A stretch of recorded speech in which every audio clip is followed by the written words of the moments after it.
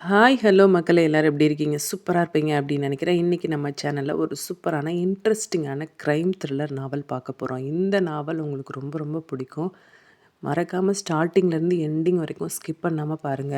அது மட்டும் இல்லாம என்னோட சேனல இன்னும் நெறைய பேரு சப்ஸ்கிரைப் பண்ணாமலே பார்த்துட்டே இருக்கீங்க. தயவு செஞ்சு அந்த மாதிரி வியூவர்ஸ் எல்லாம் என்னோட சேனல சப்ஸ்கிரைப் பண்ணி எனக்கு சப்போர்ட் பண்ணுங்க. அப்பதான் நான் போடுற எஃபர்ட் எனக்கு முழுமையா ஒரு சாட்டிஸ்ஃபேக்ஷன் கிடைக்கும்.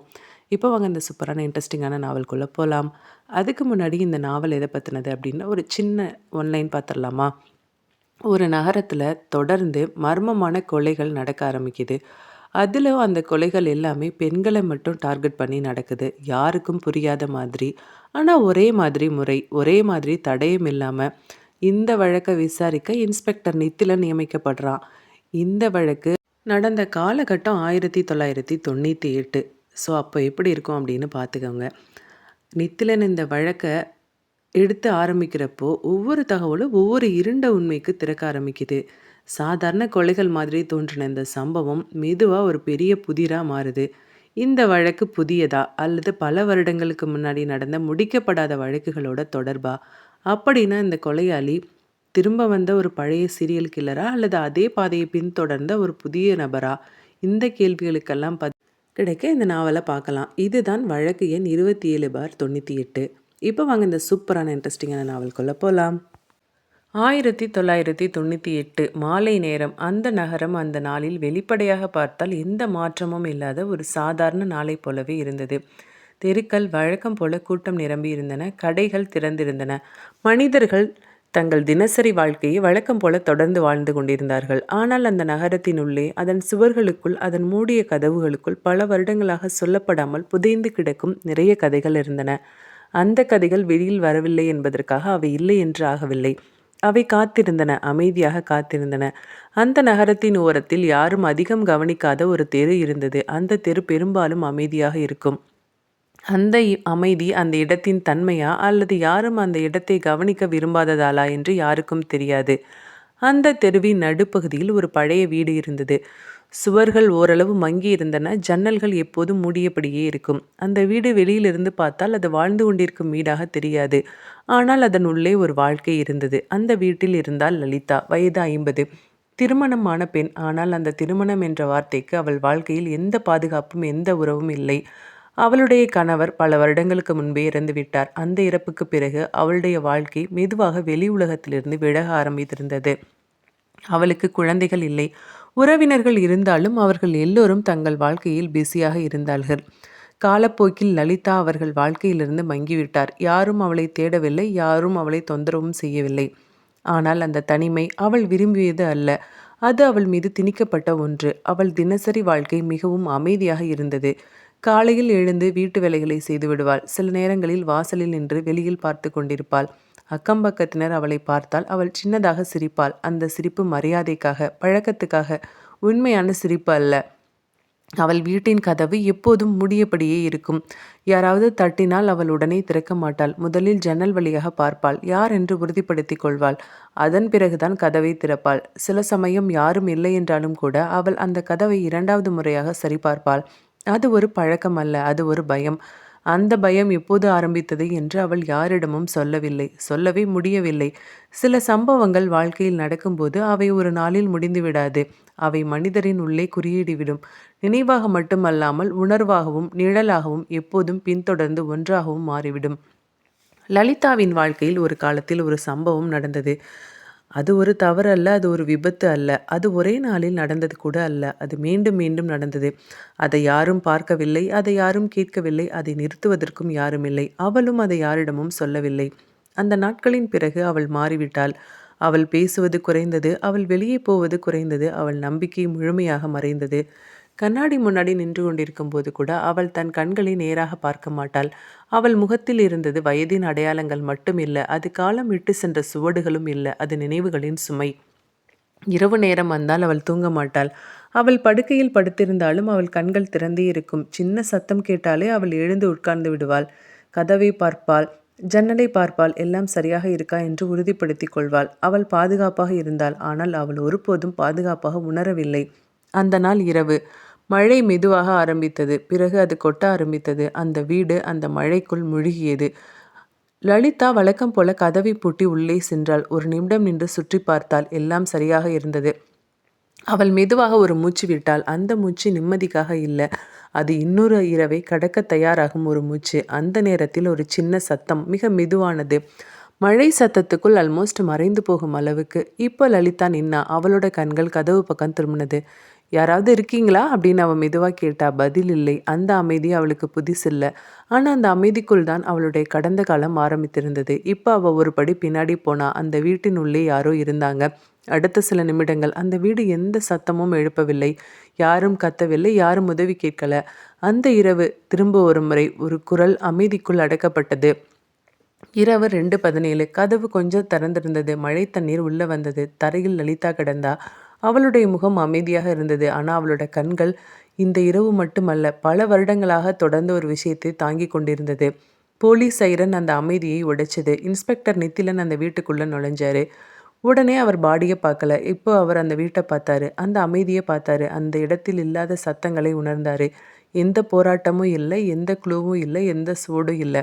அவர் மெதுவாக சொன்னார், இது ஏற்கனவே நடந்தது போல இருக்கு. இது ஏதோ பழக்கப்பட்டவங்க வந்தது போல இருக்கு. இந்த அம்மா இதுக்கு முன்னாடியே பல நாளாக ஏதோ ஒரு வித்தியாசமான உணர்வில் இருந்திருப்பாங்க போல இருக்கு. இப்போ அந்த வீட்டின் அமைதி அவனுடைய அந்த உள்வார்த்தையை ஏற்றுக்கொண்டது. அடுத்த நாள் காலை மழை நின்றிருந்தாலும் அந்த நகரம் இன்னும் அந்த இரவின் சுமையை விடாமல் பிடித்து கொண்டிருந்தது. சாலைகளில் தேங்கியிருந்த தண்ணீர், சுவர்களில் ஒட்டி கொண்டிருந்த ஈரப்பதம், காற்றில் இருந்த அந்த மெதுவான குளிர், இவையெல்லாம் ஒரு விஷயத்தை மட்டும் நினைவூட்டியது. அந்த இரவு நடந்தது முடிந்து விடவில்லை. அது ஒரு சம்பவமாக மட்டும் இல்லை. அது இன்னும் அந்த நகரத்தினுள்ளே ஓடிக்கொண்டிருந்த ஒரு மறைந்த உண்மை. இன்ஸ்பெக்டர் நித்திலன் அந்த உணர்வோடு கவர்மெண்ட் ஹாஸ்பிட்டல் போஸ்ட்மார்ட்டம் பிளாக்குக்குள்ள நுழைந்தார். அந்த கட்டிடத்தின் உள்ளே இருந்த அமைதி சாதாரணமல்ல. அது ஒரு சத்தமில்லாத ஒரு அழுத்தம். அங்கே பேசப்படும் ஒவ்வொரு வார்த்தையும் அளவாக இருக்கும். உண்மைகள் அங்கே உணர்ச்சிகளாக சொல்லப்படாது. அவை பதிவுகளாக, அறிக்கைகளாக மட்டுமே வெளிவரும். அந்த நீளமான வழித்தடத்தில் நித்திலன் நடந்தபோது அவரது காலடி சத்தம் மட்டும் அந்த அமைதியை உடைத்தது. ஆனால் அவரது மனதில் நடந்து கொண்டிருந்த சிந்தனைகள் அந்த சத்தத்தை விட அதிகமாக இருந்தது. போஸ்ட்மார்ட்டம் ரூம் கதவு திறக்கப்பட்டது. அந்த அறை முழுவதும் வெள்ளை ஒளியில் மூழ்கியிருந்தது. அந்த ஒளி எந்த நிழலையும் விடாமல் எல்லாவற்றையும் வெளிச்சத்தில் நிறுத்தியது. அந்த ஒளிக்குள் ஸ்டீல் டேபிள் மேலே லலிதாவோட உடல் அமைதியாக இருந்தது. நேற்று வரைக்கும் ஒரு வாழ்க்கையை சுமந்த அந்த உடல் இப்போது ஒரு மருத்துவ ஆய்வின் ஒரு பகுதியாக மாறியிருந்தது. டாக்டர் ஃபைலை பார்த்துட்டு இருந்தாரு. அவர் பேச ஆரம்பிக்க சில வினாடிகள் எடுத்துக்கிட்டாரு. Inspector Nithilan sir. நித்திலன் சின்னதாக தலையாட்டினார். டாக்டர் மெதுவாக ஆரம்பித்தார். எக்ஸ்டர்னல் எக்ஸாமினேஷனில் குறிப்பிடத்தக்க காயங்கள் அதிகமாக இல்லை. அவர் இப்போது ஒரு இடைவெளி எடுத்தார். ஆனால் அது சர்ஃபேஸ் மட்டும்தான். அந்த ஒரு வார்த்தை அந்த அறையில் கொஞ்சம் கனமாக ஒலித்தது. டாக்டர் ஃபைலை திருப்பி பார்த்தாரு. இறந்து போனதுக்கான காரணம் பற்றி கிளியராக சொல்லணும் அப்படின்னா அவர் மெதுவாக ஆரம்பித்தார். இது ஒரு கொலை தான். அந்த வார்த்தை அந்த இடத்தை இன்னும் கனமாக்குனது. கழுத்து நெரித்ததால் சுவாசம் தடைப்பட்டு மரணம் ஏற்பட்டிருக்கு. அந்த எக்ஸ்பிளனேஷன் கிளினிக்கலாக இருந்தாலும் அதுக்குள்ளே நடந்ததோட கடுமை இருந்தது. டாக்டர் தொடர்ந்து பேசினார். எக்ஸ்டர்னல் மார்க்ஸ் மிக குறைவாக இருக்குது. அதனால் ஸ்ட்ரகிள் இல்லாமல் நடந்திருக்க வாய்ப்பு இருக்குது. அல்லது விக்டிம் ரெசிஸ்ட் செய்ய முடியாத நிலைமையில் இருந்திருக்கலாம். அந்த லைன் நித்திலனோட மனசில் நின்னது. ரெசிஸ்ட் செய்ய முடியாத நிலை. டாக்டர் இப்போ இன்னொரு பக்கத்தை திறந்தார். மேலும் அந்த அந்த லேடியோட உடம்புல முன்னாடி ஏற்பட்ட ஃபிசிக்கல் அப்யூஸ் மற்றும் செக்ஷுவல் அப்யூஸுக்கு தெளிவான சான்று இருக்குது. அந்த சென்டென்ஸ் அந்த அறையில் ஒரு ரிப்போர்ட் மாதிரி இருந்தாலும் அது ஒரு நீண்ட கால வேதனையின் சுருக்கம். டாக்டர் தொடர்ந்தார். இந்த அம்மா அடிக்கடி இந்த மாதிரி ஃபிசிக்கல் அப்யூஸில் அவங்க ஈடுபடுத்தப்பட்டிருக்காங்க. ஒரு காலத்துக்கு மேலே தொடர்ச்சியாக நடந்திருக்கிறதுக்கு வாய்ப்பு அதிகமாக இருக்குது. அந்த வார்த்தைகள் அந்த அறையில் நீண்ட நேரம் நின்னது போல் இருந்தது. நித்திலன் மெதுவாக கேட்டார். இந்த மாதிரி இன்ஜுரிஸ், ஒரு இடைவெளி, ஒரே ஒரு சம்பவமாக தோணுதா இல்லை முன்னாடியும் ரிப்பீட்டடாக நடந்திருக்க வாய்ப்பு இருக்கா? டாக்டர் தயக்கம் இல்லாமல் சொன்னார். ரிப்பீட்டடாக நடந்திருக்க வாய்ப்பு தான் அதிகமாக இருக்குது. அந்த ஒரு பதில் இந்த கேஸையே மாற்றி விட்டது. நித்திலன் வெளியில் நடந்தார். அந்த வழித்தடம் இப்போ இன்னும் நீளமாக தோன்றினது. அவர் எடுத்த ஒவ்வொரு அடியிலையும் அந்த ரிப்போர்ட்டோட வார்த்தைகள் மனசில் திரும்ப ஒலித்தது. எந்த போராட்டமும் இல்லை, ஃபிசிக்கல் அப்யூஸ் இருக்குது, ரிப்பீட்டடாக அந்த அம்மாவுக்கு நடந்திருக்கு, திருமணம் ஆகலை, யாரு கூடயும் இந்த அம்மாவுக்கு ரிலேஷன்ஷிப் இருந்திருக்கு, அவங்களால தான் கொலை செய்யப்பட்டிருக்காங்க. இப்போ நித்திலன் ஹாஸ்பிட்டல் வெளியில வந்தாரு. அந்த நகரம் இன்னும் அமைதியா இருந்தது. ஆனா இப்போ அது அவருக்கு தெரியும். இந்த அமைதி இயல்பானது இல்ல. அவர் மெதுவா சொன்னாரு, "அந்த அம்மாவ கொன்னது அந்த இரவு மட்டும் இல்ல. பல வருடங்களாக நடந்த ஒரு விஷயம். தெரிந்த ஒரு கொலைகாரன் தான் அந்த அம்மாவ கொலை பண்ணியிருக்கான்." அடுத்த நாள் மதியம் போலீஸ் ஸ்டேஷன் வழக்கம் போல வேலை செய்து கொண்டிருந்தது. அந்த இடம் எப்போதுமே ஒரு விசித்திரமான கலவையாக இருக்கும். அவசரமும் அமைதியும் ஒன்றாக கலந்த ஒரு சூழல். சிலர் கூச்சலிட்டு பேசிக்கிட்டு இருப்பாங்க. சிலர் ஃபைல்களில் மூழ்கி போகிறாங்க. ஒரு சில விஷயங்களுக்காக முடிவுக்காக காத்திருக்காங்க. அந்த சத்தங்களோட நடுவில் இன்ஸ்பெக்டர் நித்திலன் மட்டும் அமைதியாக இருந்தார். அவருடைய மேஜையின் மேலே லலிதாவோட கேஸ் ஃபைல் திறந்தபடியே இருந்தது. அவர் அந்த ஃபைலை திரும்ப திரும்ப படிச்சுட்டு இருந்தார். டாக்டர் சொன்ன ஒவ்வொரு வார்த்தையும் அவரோட மனசில் தெளிவாக ஒலித்துக்கிட்டு இருந்தது. இந்த 3 வார்த்தைகள் மட்டும் அந்த கேஸோட முழு கதையை சொல்லிக்கிட்டு இருந்தது போல இருந்தது. அவர் இப்போ ஒரு பக்கத்தை மெதுவாக திருப்பினார். ஆனால் எந்த ஒரு புதிய தகவலும் இல்லை. ஆனால் அவர் அதை மூடலை. சில கேஸில் எவிடன்ஸ் இல்லாததே ஒரு எவிடன்ஸாக இருக்கும். இந்த கேஸ் அப்படி தான் இருந்தது. எந்த சூடும் இல்லாமல் எல்லாமே ஆனால் சொல்லிக்கிட்டு இருந்தது. அந்த நேரத்தில் ஸ்டேஷனில் இருந்த லேண்ட்லைன் ஃபோன் சத்தமாக ஒலித்தது. அந்த சத்தம் தான் காரணம். ஆனால் அந்த நாளில் அது கொஞ்சம் வேற மாதிரி தோன்றுனது. ஒரு கான்ஸ்டபிள் அந்த ஃபோனை எடுத்து பேசினார். சில வினாடிகள் பேசினார். அதுக்கப்புறம் அவரோட முகம் கொஞ்சம் மாறினது. அவர் மெதுவாக நித்திலன் பக்கமாக திரும்பினார். சார், உங்கள் வீட்டில் இருந்து தான் சார் ஃபோன் வந்திருக்கு. நித்திலன் கையில் இருந்த பேனாவை அங்கேயே வச்சார். மெதுவாக எடுத்து ஃபோன் எடுத்தார். ஹலோ. அந்த லைனில் இருந்த குரல் பதட்டமாக இருந்தது. நித்திலா, நான் பக்கத்து வீட்டு ராஜம்மா பேசுகிறேன்ப்பா. உங்கள் அம்மா வாசலில் வழுக்கி விழுந்துட்டாங்க. இப்போ தான் உள்ளே கொண்டு வந்திருக்கோம். அந்த ஒரு நிமிடம் நித்திலன் எதுவுமே பேசலை. நித்திலனோட முகம் கொஞ்சம் மாறினது. உள்ளே ஏதோ உடஞ்சது போல இருந்தது. பதட்டமாக இருந்தான். இதோ நான் வரேன். அவர் ஃபோனை வச்சாரு. ஒரு செகண்ட் கூட வேஸ்ட் பண்ணலை. ஃபைலை மூடினாரு. நித்திலன் எழுந்தார். அந்த ஸ்டேஷனில் இருந்த சத்தம் இன்னும் அதே போல தான் இருந்தது. ஆனால் நித்திலனுக்கு அந்த சத்தம் இப்போ கேட்கவே இல்லை. அவர் ஜீப்பில் ஏறினார். என்ஜின் ஸ்டார்ட் ஆனது. அவர் வேகமாக கிளம்புனார். மொபைல் ஃபோன்கள் எல்லாரிடமே இருக்காத காலம் அது. ஒரு கால் வந்ததுன்னா அது முக்கியமான கால். ஒரு லேண்ட்லைன் கால் தான் அப்போ எல்லா கம்யூனிகேட் பண்ணுறதுக்கான முக்கியமான டூல். நித்திலன் அந்த ரோட்டில் ஜீப்பை ஓட்டிக்கிட்டு இருந்தார். சாலையில் இருந்த டிராஃபிக் கூட அவருக்கு மெதுவாக தோன்றினது. அவர் வேகமாக ஓட்டினாலும் அவரோட மனசில் ஓடின சிந்தனைகள் இன்னும் வேகமாக இருந்தது. அம்மா எப்படி விழுந்தாங்க? அம்மாவுக்கு ஏதாவது சீரியஸாக இருக்குமோ? ஆனால் அந்த விஷயம் நித்திலனோட மனசில் வேகமாக உறுத்துனது. வீட்டுக்கு வந்தார். அந்த அமைதியான தெரு, அந்த தெருவில் இருந்த ஒரு வீடு, நித்திலன் வீடு தான். நித்திலன் ஜீப்ல இருந்து இறங்கி உள்ளே ஓடினார். வாசலில் சில பேர் நின்றுட்டு இருந்தாங்க. அந்த வீட்டுக்குள்ளே அவருடைய உலகம் இருந்தது. அவருடைய அம்மா ஒரு பள்ளி ஆசிரியர். இன்னும் வேலை பார்த்துட்டு தான் இருந்தாங்க. வயதானாலும் அவங்க நிற்கலை. அவங்களோட வாழ்க்கை எப்போவுமே ரொம்ப ரொம்ப டிசிப்ளினாக இருந்தது. அம்மா பேசுவது ரொம்ப மெதுவாக இருக்கும். ஆனால் சொல்கிற விஷயம் எப்போ உறுதியாகவும் இருக்கும். அவருடைய அப்பா பாலகிருஷ்ணன் ஒரு ரிட்டையர்டு எஜுகேஷ்னல் ஆஃபீஸர். அவர் ரொம்ப அமைதியானவர். அதிகமாக பேச மாட்டார். ஆனால் அவர் பேசுகிறப்ப மற்றவங்க கேட்பாங்க. அந்த தெருவில் யாருக்கு எந்த ஒரு பிரச்சனை இருந்தாலும் அவங்க முதல்ல நினைக்கிறது பாலகிருஷ்ணனை தான். அவர் ஒரு தீர்வு சொல்லுவார், அல்லது குறைஞ்சது ஒரு வழியாவது காட்டுவார். அடுத்ததான் நித்திலனோட தங்கச்சி காலேஜ் படிச்சுட்டு இருந்தா. அவள் தான் அந்த வீட்டுக்கு உயிர் நாடி மாதிரி. அவளோட சிரிப்பு அந்த வீட்டோட அமைதியை பேலன்ஸ் பண்ணும். அது ஒரு சாதாரண குடும்பம். அந்த வீட்டில் எப்போவுமே அமைதி இருக்கும். ஆனால் அந்த நாளில் அந்த அமைதிக்குள்ளே ஒரு சின்ன அசைவு ஏற்பட்டிருந்தது. நித்திலன் உள்ளே நுழைஞ்சாரு. அம்மா படுக்கையில் உட்காந்துருந்தாங்க. அம்மாவை சுற்றி சில பேர் நின்றுட்டு இருந்தாங்க. நித்திலன் உடனே அம்மா பக்கத்தில் போனார். என்னாச்சுமா? அவருடைய அம்மா மெதுவாக சிரித்தாங்க. ஒன்றும் இல்லைடா, சின்னதாக தடுக்கி விழுந்துட்டேன். அந்த சிரிப்பு அவருக்கு நிம்மதி தரணும். ஆனால் ஏதோ ஒரு காரணத்தினால அது முழுமையான நிம்மதியே தரல. அந்த வீட்டின் உள்ளே இருந்த அந்த சின்ன பரபரப்பு மெதுவாக அடங்கிக்கிட்டு இருந்தது. சில நிமிடங்களுக்கு முன்னாடி வரைக்கும் வாசலில் நின்று பேசின குரல்கள், கவலையோடு கேட்கப்பட்ட கேள்விகள், ஒன்றும் இல்லைல்ல, பிரச்சனை இல்லைல்ல அப்படின்னு அக்கறை கலந்த சத்தங்கள், இது எல்லாமே மெதுவாக மங்கிட்டு இருந்தது. ஒருத்தர் பின் ஒருத்தராக வெளியேறினாங்க. கதவு திரும்ப மூடப்பட்டது. அந்த வீட்டின் உள்ளே திரும்ப ஒரு பழக்கமான அமைதி திரும்பி வர ஆரம்பிச்சிருந்தது. அந்த அமைதி அந்த வீட்டின் அடையாளம் போல இருந்தது. இன்ஸ்பெக்டர் நித்திலன் இன்னும் அந்த அறையின் நடுவில் தான் நின்றுட்டு இருந்தார். அவரோட பார்வை அவரோட அம்மா மேலே தான் இருந்தது. அம்மா படுக்கையில் கொஞ்சம் சாய்ந்து உட்காந்துருந்தா. முகத்தில் சின்ன சிரிப்பு இருந்தாலும் அந்த சிரிப்புக்குள்ளே ஒரு சோர்வு இருந்தது. அது உடலின் சோர்வு மட்டும் இல்லை, பல வருடங்களாக ஒரே மாதிரியான வாழ்க்கையை தாங்கி கொண்டிருக்கும் ஒரு மனுஷியோட அமைதியான சோர்வு. நித்திலன் மெதுவாக அம்மா பக்கத்தில் போய் உட்காந்தாரு. என்னாச்சுமா, கொஞ்சம் கவனமாக இருந்திருக்கலாம்ல? நித்திலனோட குரல் மெதுவாக இருந்தது. அது ஒரு கண்டிப்பு இல்லை, அது ஒரு கவலை. அம்மா சிரிச்சா. நான் நல்லா தாண்டா இருக்கேன், நீ தாண்டா தேவையில்லாமல் டென்ஷன் ஆகுற. அம்மாவோட குரல் அமைதியாக இருந்தது. அது ஒரு ஆசிரியரோட குரல். பல வருடங்களாக குழந்தைகளிடம் பேசி கொண்டிருக்கும் ஒருவரின் மெதுவான கட்டுப்பட்ட நம்பிக்கை தரும் குரல். அந்த நேரத்தில் வீட்டில் முன்னாடி இருந்து ஒரு மெதுவான நிழல் வந்தது. அப்பா தான். அப்பா நடந்து வர்ற விதம் கூட ஒரு வித ஒழுக்கத்த காட்டுனது. அப்பா கொஞ்சம் பதட்டமா வந்தாரு. ஆனாலும் அந்த இடத்துல நடக்கிறத முழுமையா கவனிச்சுட்டே உள்ள வந்தாரு. இப்போ அந்த வீட்டோட காத்தே கொஞ்சம் மாறுனது போல இருந்தது. இப்போ அவர் முதல்ல தன்னோட மனைவிய பார்த்தாரு. அந்த பார்வை ஒரு சாதாரண பார்வை மாரி இல்ல. அது ஒரு கவலை கலந்த பரபரப்பான பார்வை. அவர் ஒரு வார்த்தை பேசாம ஒரு நிமிஷம் அம்மாவ முழுசா கவனிச்சாரு. அம்மா உட்காந்த விதம், அம்மாவோட முகத்துல இருந்த சோர்வு, அவ கைய வச்சிருந்த விதம் எல்லாத்தையும் பார்த்தாரு. "என்னாச்சும்மா? விழுந்துட்டியா?" அப்பாவோட குரல் ரொம்ப கரிசனமா இருந்தது. "ஆமாங்க. சின்னதா வழுக்கி விழுந்துட்டேங்க. ஒண்ணும் இல்லங்க." அவர் கொஞ்சம் நிம்மதி பெருமூச்சு விட்டாரு.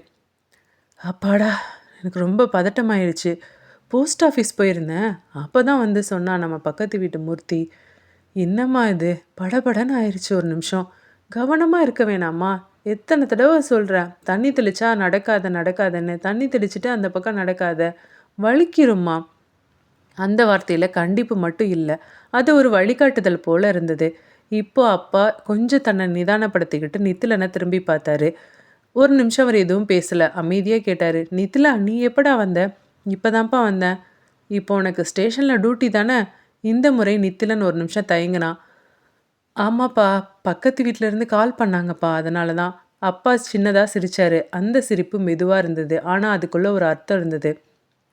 "அதனால உடனே வந்துட்டியா? நாங்க தான் இருக்கோம்ல. பெரிய விஷயமா இருந்ததுன்னா உடனே நாங்க சொல்லியிருப்போம். சின்ன சின்ன விஷயத்துக்கெல்லாம் டியூட்டிய விட்டுட்டு வந்துடக்கூடாதுடா. ஏன்னா உன்ன நம்பி நெறைய பேர் இருப்பாங்க. நம்மளோட வீட்ல இருக்கிற மாரி இல்ல. வெளியில ஏகப்பட்ட பிரச்சனை இருக்கும். ஏகப்பட்ட கேஸ் இருக்கும். ஒவ்வொருத்தரும் தீர்வு காண்றதுக்கு உன்ன தான் வந்து நிப்பாங்க. உன்ன தேடி தான் வருவாங்க. அந்த இடத்துல நீ உன்னோட கடமைய சரியா செய்யணும் நித்திலா." போலீஸ் யூனிஃபார்ம் போட்டிருக்கிறது உன்னோட குடும்பத்துக்கு மட்டும் இல்ல நித்திலா, மத்தவங்களோட வாழ்க்கைக்கு தான் முக்கியம். அந்த வார்த்தைகள் ஒரு அறிவுரை மாரி இல்ல. அது ஒரு வாழ்க்கையோட விதிய உணர்த்துவது போல இருந்தது. அந்த வீட்டில இருந்த ஒவ்வொருவரும் இப்ப அமைதியா இருந்தாங்க. யாரும் அப்பாவ இன்டரப்ட் பண்ணல. ஏன்னா, அவர் பேசுறதுக்கு ஒரு மரியாதையும் மதிப்பும் இருந்தது. நித்திலனும் மெதுவா தலையாட்டினான். "சரிப்பா, நான் கிளம்புறேன்." பாலகிருஷ்ணன் சின்னதா சொன்னாரு. "சரிப்பா, சீக்கிரமா போய் டியூட்டில போய் வேலைய பாரு." அவர் திரும்பி மெதுவா உள்ள நடந்தாரு. அவர் போன பின்னாடி கூட அந்த அறையில அப்பாவோட பிரசன்ஸ் இருந்தது. அந்த தெருவுல யாருக்கும் ஒரு பிரச்சனை இருந்தாலும் அவங்க இந்த வீட்டுக்கு தான் வருவாங்க. அவங்க அப்பா கிட்ட தான் பேசுவாங்க. அப்பா அதுக்கு தீர்வு சொல்லுவாரு. அல்லது குறைந்தது ஒரு நம்பிக்கையாவது குடுப்பாரு. நித்திலன் இப்ப வெளியில வந்தாரு. அவர் ஜீப்ல ஏறுறதுக்கு முன்னாடி ஒரு நிமிஷம் வீட்ட திரும்பி பார்த்தாரு. அந்த வீடு அமைதியா இருந்தது. ஆனா அந்த அமைதிக்குள்ள சின்ன சலசலப்பு இப்பதான் அடங்கி ஓய்ந்திருந்தது. நித்திலன் என்ஜினை ஸ்டார்ட் பண்ணாரு. ஜீப் மெதுவா நகர்ந்தது. அவரோட மனசுல இன்னும் அந்த வார்த்தைகள் ஒலித்தது. போலீஸ் யூனிஃபார்ம் மத்தவங்களோட வாழ்க்கைக்காக தான். இன்ஸ்பெக்டர் நித்திலன் ஸ்டேஷனுக்கு திரும்பி வந்தப்ப அவரோட மனசு இன்னும் வீட்டில தான் இருந்தது. அவனோட உடம்பு மட்டும்தான் இங்க வந்தது போல இருந்தது. ஜீப்ல வந்த வழியெல்லாம் அப்பா சொன்ன வார்த்தைகளும் நித்திலனோட மனசுல மாறி மாறி வந்துட்டு இருந்தது. அது ஒரு கண்டிப்பு போல இல்ல. ஆனா அமைதியா அவனுக்கு அது நினைவூட்டுதல் போல இருந்தது. ஸ்டேஷனுக்குள்ள வழக்கம் போல சிலர் வேலை செஞ்சுட்டு இருந்தாங்க. சிலர் பேசிட்டு இருந்தாங்க. சிலர் காகிதங்கள பார்த்துட்டு இருந்தாங்க. டைப்ரைட்டர் சத்தம் இடைவிடாமல் கேட்டுக்கிட்டே இருந்தது. அந்த எல்லா சத்தங்களும் கூட அந்த இடத்தோட இயல்பான ஓசை தான். ஆனா நித்திலனுக்கு அது ஒண்ணுமே கேட்கல. நித்திலன் நேரா தன்னோட மேஜைக்கு வந்தாரு. அவர் முன்னாடி லலிதாவோட ஃபைல் இன்னும் திறந்தபடி தான் இருந்தது. காலையில அவசரத்துல கிளம்புறப்ப அந்த ஃபைல நித்திலன் மூடவே இல்ல. இப்போ அத பார்த்ததும் அந்த கேஸ் அவனோட மனசுக்குள்ள திரும்ப வந்தது.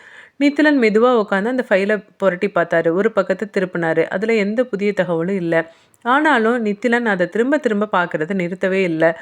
சில நேரங்கள்ல எழுதப்பட்டதுல இல்லாத விஷயங்கள் தான் அதிகமா சொல்லும். அதுக்கப்புறம் பின்னாடி சாஞ்சு உட்கார்ந்தாரு நித்திலன். அவரோட கண்கள் அந்த ஃபைல் மேல இருந்தாலும், அவரோட மனசு வேற இடத்துல இருந்தது. அவரோட அம்மாவோட முகம் நினைவுக்கு வந்தது. அம்மா சிரிச்சது. இப்போ நித்திலனுக்கு கொஞ்சம் நிம்மதியா இருந்தது. நித்திலன் இப்போ மெதுவா மூச்சு விட்டாரு. இப்ப திரும்ப பேனாவ எடுத்தாரு. ஃபைல் மேல ஏதோ எழுத முயற்சி பண்ணாரு. ஆனா அவரோட கை ஒரு நிமிஷம் நின்னது. அவரோட மனசுல ஒரு எண்ணம் மட்டும் வந்தது. இந்த கொலை ஒரு சம்பவம் மட்டும் இல்ல. அவர் தன்கிட்டயே மெதுவா சொன்னாரு. இதுக்கு முன்னாடியும் இந்த மாதிரி ஏதாவது நடந்திருக்கலாமோ? அந்த நேரத்துல ஒரு கான்ஸ்டபிள் அவரோட மேஜைக்கு வந்தாரு. "சார்." நித்திலன் மேல பார்த்தாரு. "சார், இன்னொரு இடத்துல ஒரு லேடி இறந்து கிடக்காங்க சார்." அந்த வார்த்தை மெதுவா வந்தது. ஆனா அது அவரோட மனசுல நேரா பட்டது. ஒரு நிமிஷம் நித்திலன் எதுவும் பேசல. "எந்த இடத்துல?" கான்ஸ்டபிள் அந்த பகுதியோட பேர சொன்னாரு. அந்த ஒரு தகவல் போதுமானது. நித்திலன் மெதுவா எழுந்தாரு. இப்போ அவர் ஃபைல மூடுனாரு. அவரோட மனசுல இப்போ ஒரு தெளிவு இருந்தது. இது ஒரு சாதாரண விஷயம் இல்ல. வாங்க போலாம் நித்திலன் சொன்னாரு. நடந்தாரு. அவர் நடந்த விதத்துல இப்போ ஒரு மாற்றம் இருந்தது. அவர் இப்போ ஒரு கேஸுக்காக மட்டும் போகல. ஏதோ புரியாத ஒண்ண தேடி போகுறாரு அப்படின்னு மட்டும் அவரோட உள்ளுணர்வு சொன்னது. மாலை நேரம் இன்ஸ்பெக்டர் நித்திலன் ஸ்டேஷனுக்கு திரும்பி வந்தப்ப அந்த நாள் முழுக்க நடந்த விஷயங்கள் அவரோட மனசுல மெதுவா ஒரே கோட்டுல சேர ஆரம்பிச்சிருந்தது. அவர் பார்த்த இரண்டாவது சம்பவமும் முதல் சம்பவத்தை போல அமைதியா இருந்தது. அதுதான் அவரை அதிகமா கலங்க வச்சது. சாதாரணமாக ஒரு குற்றம் நடந்தால் அதன் பின் ஏதாவது ஒரு சுவடு இருக்கும். ஒரு சண்டை, ஒரு சத்தம், ஒரு அவசரம், ஒரு சிதைவு. ஏதாவது ஒன்று அந்த இடத்துல நடந்ததை வெளிப்படுத்தும். ஆனா இங்க அது எதுவுமே இல்ல. அது நடந்ததே இல்லாதது போல ஒரு அமைதி மட்டும் இருந்தது. அந்த அமைதி தான் இப்போ அவரோட மனசுல ஒலித்துட்டு இருந்தது. நித்திலன் தன்னோட மேஜைக்கு வந்து உட்காந்தாரு. அவரோட முன்னாடி 2 ஃபைல் இருந்தது. ஒண்ணு லலிதாவோட மரணம், இன்னொன்னு அந்த புதிய தகவல் வந்த இடத்தோட மரணம். அவர் அந்த 2 கோப்புகளையும் மெதுவா திறந்து வச்சாரு. அவரோட மனசு அத அவசரமா படிக்க விரும்பல. ஒவ்வொரு வரியையும் கவனமா படிச்சாரு. சில விஷயங்கள் எழுதப்பட்டிருந்தது, சில விஷயங்கள் எழுதப்படாமல் இருந்தது. அந்த எழுதப்படாத இடங்களில் தான் அவரோட பார்வை ரொம்ப நேரம் நின்னது. ஒரு மனிதன் எதையாவது மறைக்க முயன்றால் அது எப்படி இருக்கும் அப்படின்றது போல இந்த கோப்புகளும் ஏதோ ஒன்றை சொல்லாமல் மறைத்து கொண்டிருந்தது போல தோன்றியது. நித்திலன் மெதுவா பேனாவை எடுத்தாரு. ஒரு பக்கத்துல ஏதாவது எழுத முயற்சி பண்ணாரு. ஆனா அவரோட கை ஒரு நிமிஷம் நின்னது. அவர் நினைச்சது வார்த்தைகளா வரல. அந்த நேரத்துல அவரோட மனசுல வந்த எண்ணம் ரொம்ப எளிமையானது. இது ஒரு தனி சம்பவம் அல்ல. இந்த மாதிரி அமைதி ஒரே இடத்துல மட்டும் உருவாகாது. எங்கோ ஆரம்பித்து எங்கோ நிற்காமல் தொடர்ந்து வருகிற ஒன்றாக இருக்கலாம். அந்த எண்ணம் அவருக்குள்ள மெதுவா வேரூன்றினது. இப்ப நித்திலன் திடீர்னு எழுந்தாரு. அந்த 2 ஃபைல்களையும் அப்படியே மேஜை மேல வச்சுட்டு அவர் ஸ்டேஷனுக்குள்ள இருந்த ரெக்கார்ட் ரூம் பக்கமா நடந்தாரு.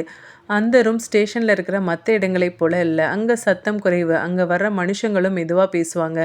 அந்த அறையில காலம் நின்னுவிட்டது போல ஒரு உணர்வு இருக்கும். ஏன்னா பழைய அலமாரிகள், மங்கிய காகிதங்கள், தூசி படிந்த கோப்புகள் இது எல்லாமே சேர்ந்து அந்த இடத்துக்கு இது வேற மாதிரியான அமைதியை கொடுத்திருந்தது. நித்திலன் உள்ளே நுழைந்தவுடன் அங்கிருந்த கான்ஸ்டபிள் எழுந்து நின்னாரு. நித்திலன் அவரை நோக்கி நேரா பார்த்தாரு. அவரோட குரல் மெதுவா இருந்தது. ஆனா தெளிவா இருந்தது. பழைய முடிக்கப்படாத கேஸோட ஃபைல்லாம் வேணும். அது ஒரு கோரிக்கை. அந்த அறையின் காத்தையே கொஞ்சம் மாற செய்தது. அந்த கான்ஸ்டபிள் ஒரு நிமிஷம் தயங்கினாரு. அதுக்கப்புறம் ஒரு பழைய அலமாரியை திறந்தாரு. அந்த அலமாரி திறக்கிற சத்தமே அந்த அறையில பெரிய சத்தமா கேட்டது. அந்த அலமாரியில இருந்த கோப்புகள் ஒன்று பின்னு ஒன்றா அடுக்கி வைக்கப்பட்டிருந்தது. மஞ்சள் நிறமாக மங்கி போன காகிதங்கள், காலத்தின் சுவடுபட்ட கவர்களில் அடைக்கப்பட்டிருந்த பதிவுகள், ஒவ்வொன்றும் பல வருடங்களுக்கு முன் நடந்த சம்பவங்களை அமைதியாக வச்சிருந்தது. நித்திலன் அந்த கோப்புகளை ஒரு மேஜை மீது வச்சு ஒன்றை திறந்து பார்த்தாரு. அவர் அவசரப்படலை. அது ஒன்னொன்னையும் ஒவ்வொரு வரியையும் மெதுவாக படித்தாரு. முதல் கோப்பு 10 வருஷங்களுக்கு முன்னாடி ஒரு பெண் வீட்டுக்குள்ள வெளிப்படையான சண்டை சோடு இல்லை. மரணம் எப்படி ஏற்பட்டது அப்படின்னு தெளிவாக குறிப்பிடப்படவில்லை. விசாரணை நடந்தது. ஆனால் முடிவு இல்லை. கோப்பு அங்கேயே முடிஞ்சு போயிருந்தது. அந்த முடிவில்லாத நிலை அந்த காகிதத்திலேயே தெரிந்தது. அடுத்த கோப்பை திறந்தாரு. 15 வருஷங்களுக்கு முன்னாடி திரும்ப ஒரு பெண் மீண்டும் வீட்டுக்குள்ள. அக்கம் பக்கத்தவர்களுக்கு எதுவும் தெரியல. குரல் கேட்கப்படலை. இந்த முறை ஒரு வரி மட்டும் தெளிவாக இருந்தது அந்த ஃபைலில். சந்தேகிக்கத்தக்க மரணம். அதுக்கப்புறம் எதுவுமே இல்லை. விசாரணை எங்கேயோ நின்று போயிருந்தது. அந்த நிற்கும் இடம் அந்த காகிதத்தில் ஒரு வெற்றிடமா இருந்தது. நித்திலன் 3வது கோப்பை திறந்தாரு. 20 வருஷத்துக்கு முன்னாடி. இந்த முறை காகிதம் இன்னும் பழையது. எழுத்து சற்றே மங்கி இருந்தது.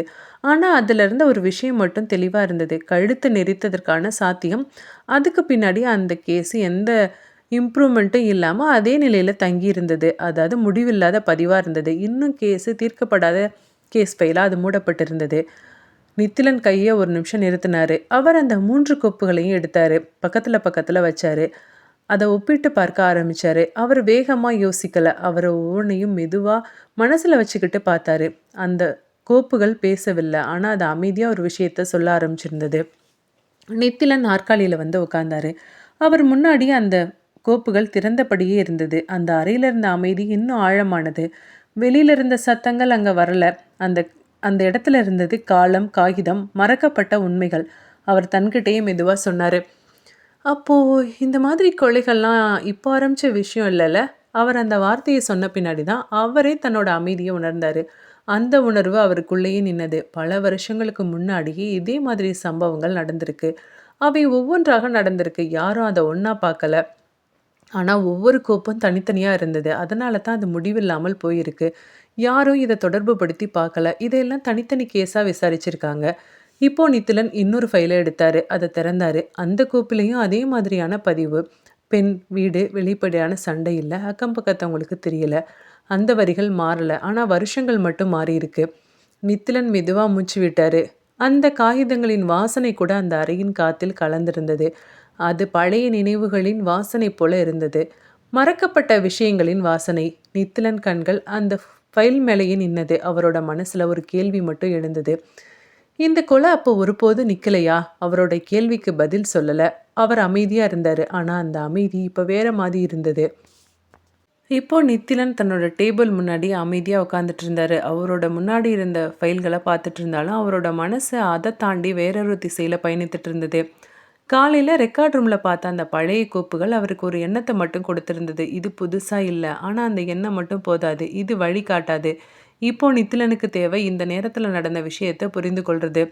நித்திலன் மெதுவா லலிதாவோட ஃபைலை எடுத்தாரு. அந்த காகிதத்தில் எழுதப்பட்ட விஷயங்கள் குறைவுதான். பெயர், வயது, முகவரி, மரணம் நடந்த இடம், அதுக்கு பின்னாடி சில வரிகள். ஆனா அந்த வரிகளுக்குள்ள அவர் தேடிய விஷயம் இல்ல. அந்த காகிதம் அவள் இறந்ததை காட்டுனது. ஆனா அவ எப்படி வாழ்ந்தா அப்படின்னு சொல்லல. இப்போ நித்திலன் அந்த ஃபைலை மூடல. அதுக்கு பதிலா அவர் மேஜை மேல ஒரு வெற்று பக்கத்தை எடுத்தாரு. அவர் பேனாவை எடுத்தாரு. ஒரு வார்த்தை மட்டும் எழுதினாரு. சமீபத்துல. அந்த வார்த்தையை பார்த்துட்டு இருந்தாரு. கடைசியா அந்த அம்மா யாரை சந்திச்சிருப்பாங்க? நித்திலன் தன்கிட்டயே மெதுவா கேட்டாரு. யாராவது அவங்க வீட்டுக்கு அடிக்கடி வந்துட்டு போவாங்கல்ல? அவர் இன்னொரு வரி எழுதினாரு. அவங்க வாழ்க்கையில இருந்தது யாரு? அவர் பேனாவை கீழே வச்சாரு. உடனே எழுந்தாரு. திரும்ப அந்த வீட்டுக்கு போய் விசாரிக்கணும். அக்கம் பக்கத்துல விசாரிக்கணும். லலிதாவோட வீடு. மாலை நேரம். அந்த தெரு இன்னும் அமைதியா இருந்தது. சில வீடுகள்ல வாசல்ல மக்கள் உட்காந்துருந்தாங்க. சிலர் பேசிக்கிட்டு இருந்தாங்க. ஆனாலும் அந்த வீட்டோட வாசல் மட்டும் இன்னும் கொஞ்சம் வெறிச்சோடி காணப்பட்டது. நித்திலன் உள்ள நுழைஞ்சாரு. சுத்தி பார்த்தாரு. அந்த வீடு இன்னும் அதே அமைதியில தான் இருந்தது. அவர் முதல்ல அக்கம் பக்கத்தவர்களிடம் பேச ஆரம்பிச்சாரு. இந்த லலிதா அம்மா இறந்து போனாங்கல்ல, அவங்க வீட்டுக்கு வேற யாராவது வருவாங்களா? இப்போ ஒரு வயதான பெண் சொன்னா. தெரியல சார். அதெல்லாம் எங்களுக்கு தெரியல சார். ஆனா அந்த அம்மா எப்பவும் அமைதியா இருப்பாங்க. இன்னொருத்தர் சொன்னாரு. ஆமா ஆமா, வெளியிலலாம் ரொம்ப வரமாட்டாங்க சார். இப்போ நித்திலன் கேள்விகளை மாத்தி கேட்டாரு. வெளியில வரமாட்டாங்க. அவங்க வீட்டுக்கு யாராவது வந்திருக்காங்களா? சொந்தக்காரவங்க, கெஸ்ட் இந்த மாதிரி. ஒரு நிமிஷம் யாருமே எந்த பதிலும் சொல்லல. அதுக்கப்புறம் ஒரு இளைஞன் மெதுவா சொன்னா. சார், சில சமயம் யாரோ அங்க வர்ற மாதிரி இருக்கும் சார். நித்திலன் கண்கள் அவர் மேல நின்னது. யாரு? தெரியல சார். சில சமயம் பார்த்துருக்கேன். யாரோ உங்க வீட்டுக்குள்ள போற மாதிரி இருக்கும். ஆனா தெளிவா தெரியல சார். அந்த ஒரு தகவல் அப்போதைக்கு மிக முக்கியமா பட்டது. நித்திலன் திரும்ப அந்த இளைஞன் கிட்ட விசாரிச்சாரு. கொஞ்சம் யோசிச்சு சொல்லுங்க. அவரோட முகம் நினைவுல இல்லையா? சார், ஆனா ஒருத்தர் அடிக்கடி உள்ள போறத நான் பார்த்துருக்கேன். ஆனா அவர் தலையில தொப்பி போட்டிருப்பாரு சார். சில சமயம் ரெயின் கோட் மாதிரி ஒண்ணு போட்டிருப்பாரு. அந்த விவரம் எதுவாக வந்தாலும் அது ஒரு உருவத்த உருவாக்க ஆரம்பிச்சிருந்தது. அவர் வெளியில வர்றத பார்த்துருக்கீங்களா? இல்ல சார். நான் அவர் எப்பவும் உள்ள போறதான் பார்த்துருக்கேன் சார். ஆனா வெளில எப்போ போவாரு என்னன்னு நான் பார்த்ததில்ல சார். அந்த ஒரு பதில் அந்த இடத்தோட அமைதியோட சேர்ந்து இன்னும் கனமா இருந்தது. நித்திலன் அந்த இளைஞனை ஒரு நிமிஷம் பார்த்தாரு. அவன் சொன்னதை அவர் மனசுல திரும்ப திரும்ப யோசிச்சாரு. அடிக்கடி சாயந்தர நேரம் ஒருத்தர் வர்றாரு. முகம் தெளிவா தெரியல. நித்திலன் மெதுவா அந்த வீட்டை திரும்பி பார்த்தாரு. அந்த கதவு யாருக்காகவோ திறக்கப்பட்டிருக்கு. அவன் தான் கொலைகாரனா இருக்கலாம். லலிதாவோட உறவினர்கள் கிட்ட விசாரிக்கணும். லலிதா யாரு கூட அடிக்கடி பேசுவாங்க, யார் இங்க வருவாங்கன்னு நம்ம விசாரிக்கணும். லலிதாவோட மரணம் நடந்து 6 நாட்கள் கழித்து, லலிதாவோட மரணம் நடந்ததுலேருந்து சில நாட்கள் கடந்திருந்தது. அந்த முதல் நாள்ல இருந்த பரபரப்பு இப்போ முழுவதும் அடங்கியிருந்தது. இப்போ நித்திலன் உறவினர் வீட்டுக்கு போனான். லலிதாவோட உறவினர் வீட்டுக்கு. அந்த வீடு பெரியதா இல்ல. ஆனாலும் அங்க ஒரு குடும்பத்தின் வாழ்க்கை இருந்தது. வாசல்ல காலணிகள் சீரா வைக்கப்பட்டிருந்தது. கதவு முழுமையா மூடப்படல. உள்ளே யாரோ இருப்பது போல தெரிந்தது. அந்த வீட்டின் அமைதி லலிதாவோட வீட்டில் இருந்த அமைதியை போல இல்ல. இது வாழ்ந்து கொண்டிருக்கும் ஒரு வீட்டோட அமைதி. நித்திலன் மெதுவா போய் கதவை தட்டினாரு. உள்ள இருந்து ஒருத்தர் வந்து கதவை திறந்தாரு. அவர் தன்னை அறிமுகப்படுத்திக்கிட்டாரு. அவரை உள்ள அழைச்சாங்க. அவர் உள்ள உட்கார்ந்தப்ப அங்கே இருந்தவர்கள் இப்போ நித்திலனை கவனமா பார்த்தாங்க. அந்த பார்வையில ஒரு பதட்டம் இருந்தது. அது பயம் இல்ல. அது என்ன பேசணும், என்ன பேசக்கூடாது அப்படின்ற ஒரு குழப்பம். நித்திலன் இப்போ அவங்க கிட்ட அவசரமா எந்த கேள்வியும் கேட்கல. அவர் முதல்ல சில பொதுவான விஷயங்களை பத்தி பேசினாரு. லலிதா எப்படி இருந்தாங்க? இப்போ ஒரு பெண் மெதுவா சொன்னா. அவங்க எங்க சொந்தக்காரவங்க தான் சார். எங்க சித்தி தான். ரொம்ப அமைதியா இருப்பாங்க சார். மற்றபடி வெளியில யார்கிட்டையும் எதுவும் சொல்ல மாட்டாங்க சார். அந்த பதில்கள் முன்பே கேள்விப்பட்ட மாதிரி தான் இருந்தது. நித்திலன் ஒரு நிமிஷம் அமைதியா இருந்தாரு. அவர் நேரா அடுத்த கேள்விக்கு போகல. அவர் அவங்க கிட்ட பேசுற விதத்தை கவனிச்சாரு. அவர் மெதுவா கேள்வியை மாத்தி கேட்டார். லலிதாவுக்கு யாரு கூடயாவது நெருக்கமான பழக்கம் இருக்கா? ஃப்ரெண்ட்ஸ் யாராவது இருக்காங்களா? இந்த முறை அந்த அறையில இருந்த காத்து கொஞ்சம் மாறுனது. ஒரு சில வினாடிகள் யாரும் பதில் சொல்லல. இப்போ ஒரு ஆண் சின்னதா சிரித்து தவிர்க்க முயற்சி பண்ணாரு. அப்படிலாம் ஒண்ணும் இல்லையே சார். எங்களுக்கு எதுவும் தெரியாது சார். ஆனா அந்த சிரிப்பு இயல்பானதா இல்ல. நித்திலன் அந்த மாற்றத்த கவனிச்சாரு. அவர் குரல் மாறல. ஆனா அவர் வார்த்தைகள் இன்னும் நேரா வந்தது. அதாவது அவங்கள யாராவது அடிக்கடி மீட் பண்ணுவாங்களா? இந்த முறை அமைதி இன்னும் கொஞ்ச நேரம் நீண்டது. இப்போ ஒரு பெண் கீழ பார்த்துக்கிட்டே இருந்தா. சில வினாடிகள் கழித்து அவள் மெதுவா பேச ஆரம்பிச்சா. சார் எங்களுக்கு எதுவும் முழுசா எதுவும் தெரியாது சார். இப்போ ஒரு இடைவெளி. ஆனா அந்த வார்த்தை அங்க நின்னது. நித்திலன் காத்துட்டு இருந்தாரு. அவர் அந்த பொண்ண நிறுத்தல. சில சமயம் யாரோ ஒருத்தர் அங்க வர்றாங்கன்னு கேள்விப்பட்டோம் சார். அந்த அமைதி மெதுவா வந்தது. ஆனா அது அந்த அறையிலேயே நின்னுவிட்டது. இப்ப மத்தவங்க எதுவும் சொல்லல. ஆனா யாரும் அத மறுக்கவும் இல்ல. நித்திலன் மெதுவா கேட்டாரு. அது யாருன்னு உங்களுக்கு தெரியுமா? இப்ப அந்த பொண்ணு வேகமா தலையாட்டுனா. இல்ல சார். எங்களுக்கு யாருன்னு தெரியாது. ஆனா அடிக்கடி அங்க ஒரு ஆள் வராருன்னு தெரியும். அவள் மெதுவா தொடர்ந்தா. நாங்க கூட சில சமயம் கேட்டோம். ஆனா அவங்க அத பத்தி எதுவுமே சொல்லவே இல்ல சார். அந்த வார்த்தைகள் ஒரு உண்மைய வெளிப்படுத்தினது. அவங்க கவனிச்சிருக்காங்க. ஆனா அவங்களோட பர்சனல் விஷயம்னு தலையிடல. நித்திலன் மெதுவா எழுந்தாரு. அவர் அதிகமா கேள்விகள் கேட்கல. அவருக்கு தேவையான விஷயம் கிடைச்சிருக்கு. வீட்டிலிருந்து வெளியில வந்தப்ப அவர் ஒரு நிமிஷம் நின்னாரு. அவரோட மனசுல ஒரு விஷயம் மட்டும் தெளிவா இருந்தது. லலிதாவோட வாழ்க்கை வெளியில தெரிந்தது மாரி இல்ல. அவங்க யார் கூடயோ ரிலேஷன்ஷிப்ல இருந்திருக்காங்க. மாலை இன்ஸ்பெக்டர் நித்திலன் தன்னோட மேஜை முன்னாடி அமைதியா உட்கார்ந்துட்டு இருந்தாரு. அவரோட முன்னாடி 2 ஃபைல் திறந்தபடியே இருந்தது. லலிதாவோட ஃபைலு, அதுக்கு பக்கத்துல இன்னொரு ஃபைலு. அந்த 2வது ஃபைலு சில நாட்களுக்கு முன்னாடி நடந்த இன்னொரு மரணத்த பத்தினது. அந்த சம்பவம் நடந்தப்ப அது ஒரு தனி நிகழ்வா எடுத்துக்கொள்ளப்பட்டது. ஆனாலும் இப்போது அந்த 2 கோப்புகளும் ஒண்ணா பார்க்கப்பட்டது. அவை தனித்தனியா இல்ல அப்படின்னு தோண ஆரம்பிச்சது. இப்போ நித்திலன் மெதுவா அந்த 2வது ஃபைல எடுத்தாரு. அதுல இருந்த விவரங்கள திரும்ப படிச்சாரு. அந்த பெண் வயசு 45, திருமணமான பெண். ஆனா கணவர் இல்ல. தனியா வாழ்ந்தவங்க. அந்த தகவல்கள் அனைத்தும் அவருக்கு புதுசா இல்ல. அதை ஏற்கனவே பார்த்தது போல தான் இருந்தது. அவர் மெதுவா 2 ஃபைலையும் பக்கத்துல வச்சாரு. லலிதா அந்த இன்னொரு பெண். அத ஒப்பிட்டு பார்க்க ஆரம்பிச்சிருந்தாரு. 2 வீடுகளும் அமைதியான இடம். 2 பெண்களும் தனியா வாழ்ந்தவங்க. 2 சம்பவங்கள்லயும் வெளிப்படையான சண்டை இல்லை. அவர் ஒரு நிமிஷம் கைய நிறுத்தினாரு. அவர் மெதுவா அந்த 2வது ரிப்போர்ட்ல இருந்த ஒரு வரிய திரும்ப படிச்சாரு. போஸ்ட்மார்ட்டம் ரிப்போர்ட்ல கழுத்து பகுதியில அழுத்தம். அவரோட கண்கள் அந்த வரியில நின்னது. அவர் லலிதாவோட ரிப்போர்ட்ட பார்த்தாரு. அதேதான். அவர் மெதுவா மூச்சு விட்டாரு. அவர் தன்கிட்டயே சொன்னாரு. இது ஒரே மாரி தான். அவரோட மனசுல ஒரு விஷயம் தெளிவா இருந்தது. இப்போ அவர் நாற்காலியில இருந்து கொஞ்சம் பின்னாடி சாஞ்சாரு. அவரோட கண்கள் சீலிங் பக்கம் போனது. அவர் நெனச்சது 2 பேரும் ஒரே மாதிரி வாழ்க்கை வாழ்ந்திருக்காங்க. 2 பேருக்கும் ஒரே மாதிரி மரணம் நிகழ்ந்திருக்கு. இது ஒரு சாதாரண கோயின்சிடென்ஸா இருக்க முடியாது. நித்திலன் மெதுவா எழுந்தாரு. அவர் 2 ஃபைலையும் எடுத்துக்கிட்டாரு. 2யும் சேர்த்து தான் நம்ம விசாரிக்கணும். அவர் மெதுவா சொன்னாரு. அவர் ஸ்டேஷன்ல இருந்து வெளியில வந்தாரு. அவரோட மனசுல இப்போ ஒரு மாற்றம் இருந்தது. இது 2 கேஸ் இல்ல. இது ஒரே விஷயத்தின் 2 முகம். அவர் ஜீப் பக்கம் நடந்தாரு. அவரோட மனசுல இன்னொரு விஷயம் மட்டும் தெளிவா இருந்தது. அவங்க 2 பேரும் தனியா இருந்திருக்காங்க. அதனால தான் அந்த கொலைகாரன் இவங்கள தேர்ந்தெடுத்திருக்கானா? இவங்களுக்குள்ள ஒரு தொடர்பை ஏற்படுத்திக்கிறான். அதுக்கப்புறமா கொலை பண்றான். இவனுக்கான மோட்டிவ் தான் என்ன? அந்த இரவு போலீஸ் ஸ்டேஷன் அந்த வழக்கத்தை விட அமைதியா இருந்தது. நாள் முழுக்க நடந்த சத்தங்கள், வரிசையாக வந்த மனிதர்கள், காகிதங்கள் அசைந்த சத்தம், இது எல்லாம் மெதுவா அடங்கி, அந்த இடம் ஒரு வெறுமையான அமைதிக்குள்ள நின்னது. அந்த அமைதி சில நேரங்கள்ல ஓய்வா இருக்கும். ஆனா சில நேரங்கள்ல அது யோசிக்க வைக்கும். அந்த இரவு இன்ஸ்பெக்டர் நித்திலனுக்கு அது 2வது வகை அமைதியா இருந்தது. அவர் தன்னோட மேஜை முன்னாடி தனியா உட்கார்ந்துட்டு இருந்தாரு. அவரோட முன்னாடி 3 ஃபைல் திறந்திருந்தது. லலிதா இன்னொரு பெண், அதுக்கு பக்கத்துல பழைய கோப்புகள். அந்த பழைய கோப்புகள் சில மணி நேரங்களுக்கு முன்னாடி வரைக்கும் வெறும் பதிவுகளா இருந்தது. ஆனா இப்போது அவை நித்திலனோட மனசுல ஒரு கேள்வியா மாறி இருந்தது. நித்திலன் மெதுவா அந்த பழைய கோப்புகள்ல ஒண்ண எடுத்தாரு. அதுல இருந்த வருஷத்த பார்த்தாரு. 20 வருஷத்துக்கு முன்னாடி. அந்த எண்ணிக்கை அவரோட கண்ல ஒரு நிமிஷம் நின்னது. 20 வருஷத்துக்கு முன்னாடி அப்படின்றது ஒரு சின்ன கால இடைவெளி இல்ல. ஒரு மனுஷன் தன்னோட வாழ்க்கையில பெரிய மாற்றங்கள்லாம் நடக்கக்கூடிய அளவுக்கு நீண்ட இடைவெளியான காலம். அந்த காலத்துல ஒரு மனுஷன் இளமையிலிருந்து முதிர்வுக்கு போய்விட முடியும். இப்போ அந்த ஃபைல மெதுவா மூடுனாரு. அடுத்த ஃபைல எடுத்தாரு. 15 வருஷத்துக்கு முன்னாடி. திரும்ப அதே மாதிரி பதிவு. அதுக்கப்புறம் 10 வருஷத்துக்கு முன்னாடி. அந்த 3 கால இடைவெளிகளும் அவரோட மனசுல ஒரே நேரத்துல நின்னது. அது 3 தனி சம்பவங்களா தோணல. அது ஒரு இடைவெளியோட வர்ற ஒரே தொடர்ச்சியா தோண ஆரம்பிச்சிருந்தது. நித்திலன் நாற்காலியில் கொஞ்சம் பின்னாடி சாஞ்சாரு. அவரோட கண்கள் அந்த கோப்புகள்ல இருந்து மெதுவாக விலகி ஒரு காலியான இடத்தை நோக்கி நின்னது. அந்த நேரத்தில் அவரோட யோசனை வெளியில இல்லை, அது முழுவதும் உள்ளே போயிருந்தது. இது ஒரே மனுஷனா? தன்கிட்டயே கேட்டார் நித்திலன். அவர் அந்த கேள்வியை உடனே மறுக்கலை, உடனே அதை சிதற விடவும் இல்லை. அவன் முழுசாக அதை யோசிக்க ஆரம்பிச்சிருந்தாரு. 20 வருஷத்துக்கு முன்னாடி ஒருத்தன் ஒரே மாதிரி கொலை பண்ணுறான் அப்படின்னா இப்பவும் அதே மாதிரி செய்வானா? அந்தளவுக்கு அவனுக்கு உடல் வலிமை இருக்குமா? அப்போது அவனோட வயசு என்ன இருக்கும்? இப்போ அவனோட வயசு என்ன இருக்கும்? அவர் அந்த கேள்வியை மெதுவாக கேட்டார். அவரோட கண்களை மூடினார். அவரோட மனசில் ஒரு உருவம் உருவாக ஆரம்பிச்சிருந்தது.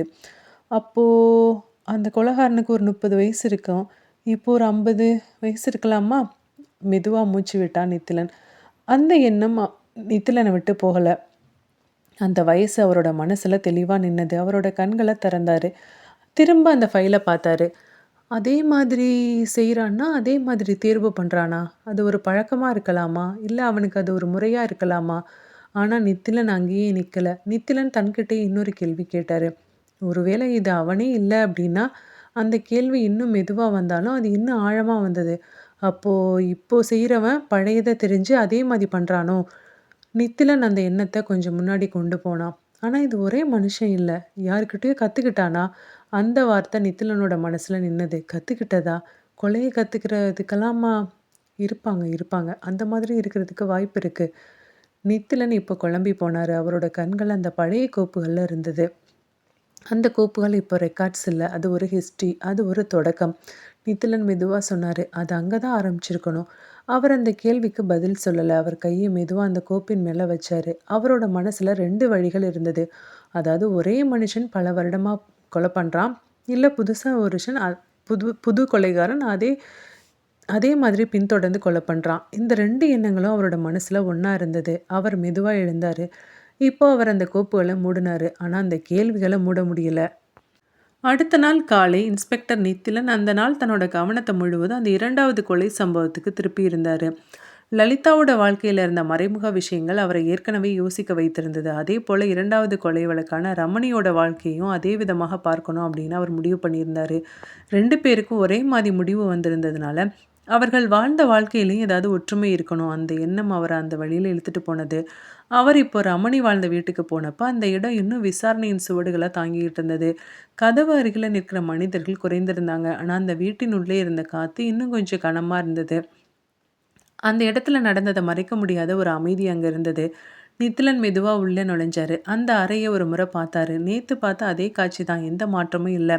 ஒரு மாற்றமின்மையே இப்போது அவருக்கு ஒரு க்ளூ மாதிரி தோண ஆரம்பிச்சிருந்தது. அவர் வெளியில் வந்து அக்கம் பக்கத்தவங்க கிட்ட விசாரிக்க ஆரம்பிச்சிருந்தாரு. இறந்து போனாங்கல்ல, கொலை செய்யப்பட்ட ரமணி, அவங்க எப்படி இருப்பாங்க? பக்கத்து வீட்டம்மா சொன்னாங்க. அவங்களா சார்? அவங்க ரொம்ப அமைதியாக இருப்பாங்க சார். ரொம்ப ரொம்ப மெதுவாக தான் பேசுவாங்க. தேவையில்லாமலாம் யாருக்கிட்டேயும் பேச மாட்டாங்க. இப்போ இன்னொரு வீட்டில் சொன்னாங்க. அவங்க எப்போவுமே வீட்டுக்குள்ளேயே தான் சார் இருப்பாங்க. வெளியிலலாம் வரமாட்டாங்க. எப்போயாச்சும் காய்கறி வாங்க வந்தால் தான் உண்டு. அந்த பதில்கள் அவன் எதிர்பார்த்தது தான். இப்போ அவர் கேள்வியை மெதுவாக மாற்றினார். வேறு யாராவது ரமணி வீட்டுக்கு அடிக்கடி வருவாங்களா? ஒரு நிமிஷம் யாரும் பதில் சொல்லலை. இப்போது ஒரு அமைதியாக இருந்தாங்க. அந்த அமைதி அவன் எதிர்பார்த்த அமைதி தான். இப்போது டீ கடைக்காரர் ஒரு ஆண் மெதுவாக சொன்னார். தெரியல சார், அவங்க வீட்டுக்கு யார் வருவாங்க என்னென்னலாம் நாங்கள் கவனிக்கிறது இல்லை சார். ஆனால் அது ஒரு முழு பதில் இல்லை. நித்திலன் அந்த கேள்வியை மேலும் தள்ளலை. நித்திலன் அடுத்ததாக ரமணியோட விருந்தினர் வீட்டுக்கு போனார். அங்கே இருந்தவங்க அவனை மரியாதையாக உள்ளே அழைச்சாங்க. அந்த வீட்டில் இருந்த சூழ்நிலை லலிதாவோட உறவினர்கள் வீட்டை போலவே இருந்தது. வெளிப்படையான அமைதி, உள்ளே ஒரு சொல்லப்படாத தயக்கம். நித்திலன் மெதுவாக பேச ஆரம்பித்தார். ரமணி உங்கள் கூடலாம் எப்படி இருப்பாங்க? அடிக்கடி வந்துட்டு போவாங்களா? ஏதாவது விசேஷம் இதுன்னா நல்லது போலதுன்னா வருவாங்க சார். மற்றபடி எந்த பிரச்சனையும் இல்லை சார். யாருக்கும் எந்த தொந்தரவும் இல்லை சார். எங்கிட்டலாம் எதுவும் கேட்கவும் மாட்டாங்க சார். ரொம்ப நல்லவங்க சார். இப்போ நித்திலன் சின்னதாக தலையாட்டினார்.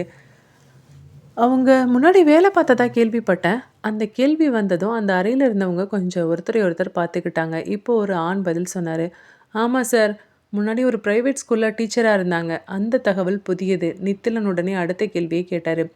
அவங்க எப்போத்துலேருந்து வேலைக்கு போகிறதில்ல? சார், ஒரு 2 வருஷமாக வேலைக்கு போகல சார். அந்த தகவல் அவனோட மனசில் நின்னது. 2 வருஷமாவா? அவர் அந்த எண்ணத்தை விடலை. ஏன் திடீர்னு வேலையை விட்டு நிறுத்திட்டாங்க?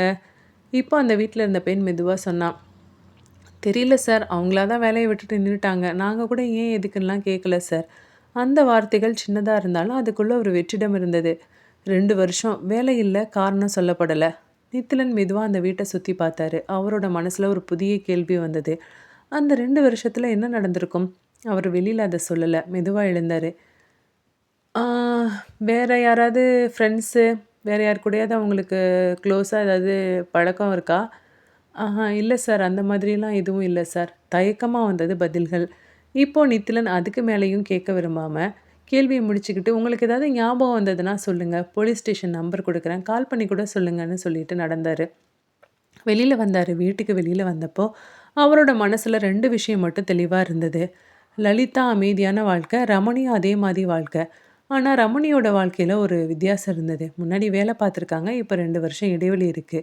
அந்த எண்ணம் அவரோட மனசுல நின்னது. அவர் மெதுவா தன்னிடையே சொன்னாரு. "அந்த இடைவெளி விருப்பப்பட்டதா? இல்ல இது அந்த கொலைகாரனோட முடிவா? இல்ல இந்த இடைவெளியில தான் ஏதாவது விஷயம் நடந்திருக்குமா?" இன்ஸ்பெக்டர் நித்திலன் அந்த நாள் தன்னோட கவனத்த ஒரு புதிய கோணத்துல திருப்பி இருந்தாரு. அவரோட முன்னாடி இருந்த கோப்புகள்ல எழுதப்பட்டிருந்த விஷயங்கள் எல்லாம் அவருக்கு தெரிந்தது தான். பெயர், வயது, முகவரி, மரணம். இந்த 4 விஷயங்கள் மட்டும் ஒரு மனுஷனோட வாழ்க்கையை சொல்லப் போதாது. ஒரு மனுஷன் எப்படி வாழ்ந்தான் அப்படின்றத தெரிந்து கொள்ள அவனோட தினசரி வாழ்க்கையை பார்க்கணும். அவர் பயன்படுத்திய பொருள்கள், அவன் வச்சிருந்த பொருள்கள், அவன் வாழ்ந்த சூழ்நிலை இதுதான் உண்மையை வெளிப்படுத்தும். அந்த எண்ணத்தோட தான் அவன் திரும்ப லலிதாவோட வீட்டுக்குள்ள நுழைந்திருந்தாரு. இந்த முறை அந்த வீட்ட அவர் ஒரு கிரைம் சீனா பார்க்கல. அவன் அந்த வாழ்க்கையோட சாட்சியமா பார்த்தாரு. அவர் மெதுவா அந்த வீட்டின் உள்ள நடந்தாரு. அவர் எந்த பொருளையும் அவசரமா தொடல. அவரோட பார்வை மட்டும் அந்த இடத்த சுத்தி நின்னது. அவரோட கண்கள் ஒரு அலமாரியில நின்னது. அவர் மெதுவா திறந்தாரு. அந்த அலமாரிக்குள்ள சீரா அடுக்கி வைக்கப்பட்டிருந்த புடவைகள் இருந்தது. அவர் ஒரு புடவை எடுத்தாரு. அது பழையது இல்ல, மங்கியதும் இல்ல. புது பட்டு புடவை. அவர் அத மெதுவா திருப்பி பார்த்தாரு. அது அதிகமா பயன்படுத்தப்பட்ட மாதிரி தெரியல. அவர் இப்ப இன்னொரு புடவைய பார்த்தாரு. திரும்ப அதே நிலை. புதுசு, சுத்தமா இருந்தது. கவனமா மடிச்சு வைக்கப்பட்டிருந்தது. அவர் மெதுவா அந்த அலமாரிய முழுவதும் பார்த்தாரு. அது ஒரு வறுமையான வாழ்க்கையை காட்டல. ஆனா, அது ஒரு செழிப்பான வாழ்க்கையும் காட்டல. அது ஒரு வித்தியாசமான சமநிலை. அவர் அந்த அலமாரிய மூடுனாரு. அவரோட பார்வை இப்போ ஒரு சின்ன பெட்டியில நின்னது. அவர் அத எடுத்தாரு. அதுக்குள்ள ஒரு செயின், ஒரு ஜோடி கம்மல். அது பழையதா தெரியல. தங்கம், சுத்தம், அதிகமா பயன்படுத்தப்படாதது. ஒரு நிமிஷம் நின்னாரு. இது இது இவங்க எப்படி வாங்கியிருப்பாங்க? மனசுக்குள்ள புதிய சந்தேகம் தெளிவா உருவாக ஆரம்பிச்சிருந்தது. வருமானம் ஒண்ணும் அவங்களுக்கு தெரியல. ஆனா பொருட்கள் வாங்குனதுக்கான செலவு இருக்கே, அந்த 2 விஷயங்களும் ஒண்ணா சேரல. அவர் உடனே ரமணி வீட்டுக்கு திரும்ப போனாரு. அந்த வீடு கொஞ்சம் வேற மாரி இருந்தது. அதுல இருந்த பொருட்கள் கொஞ்சம் கவனமா வைக்கப்பட்டிருந்தது. அவர் அந்த வீட்டையும் அதே மாரி கவனமா பார்த்தாரு. அவரோட பார்வை திரும்ப ஒரு அலமாரியில நின்னது. அவர் அத திறந்தாரு. அதுக்குள்ள அதே போல புது புடவைகள். அதுல ஒண்ண எடுத்தாரு. அது லலிதா வீட்டுல பார்த்ததுலேருந்து வேற மாதிரி இல்ல. ஆனா அதே மாதிரி தான். அதே தரம், அதே கவனம், அதே நேர்த்தி. அவர் மெதுவா திரும்ப அத வச்சாரு. இப்போ அவர் இன்னொரு பெட்டிய திறந்தாரு. செயின், கம்மல் அதுவும் புதுசா இருந்தது. அவர் மெதுவா மூச்சு விட்டாரு. இப்போ அது கோயின்சிடென்ஸ் மாதிரி தோணல. 2 வீடுகள், 2 பெண்கள், ஒரே மாதிரி வாழ்க்கை, ஒரே மாதிரி பொருட்கள். அவர் மெதுவா தன்கிட்டயே சொன்னாரு. இது சீரான வாழ்க்கை இல்ல. இந்த வார்த்தை அவரோட மனசுல நின்னது. அவர் அந்த வீட்டுல இருந்தவங்க கிட்ட திரும்ப போய் கேட்டாரு. உறவினர்கள் கிட்ட. "ஆ அவங்களுக்கு பணம்லாம் எப்படி வருது? வீட்ல நல்ல காஸ்ட்லியான புடவைகள்லாம் வாங்கி வச்சிருக்காங்க." இப்போ ஒரு பெண் தயங்கினா. "சார் அதெல்லாம் எங்களுக்கு தெரியாது சார். அவங்க எங்ககிட்ட எந்த உதவியும் கேட்டதில்ல சார்." இன்னொருத்தர் சொன்னாரு. "ஆமா சார். ஊர்ல கொஞ்சம் நிலம் இருக்கு சார். அத குத்தகைக்கு விட்டுருக்காங்க. அதுல கூட பணம் வருமே." அந்த பணம் உங்களோட மாச ஜீவன அம்சத்துக்கே சரியா இருக்குமே! இப்படி ஆடம்பரமா புடவைகள், நகைகள்லாம் வாங்குற அளவுக்கு எங்கேருந்து பணம் வருது? எங்களுக்கு எதுவும் தெரியாது சார்.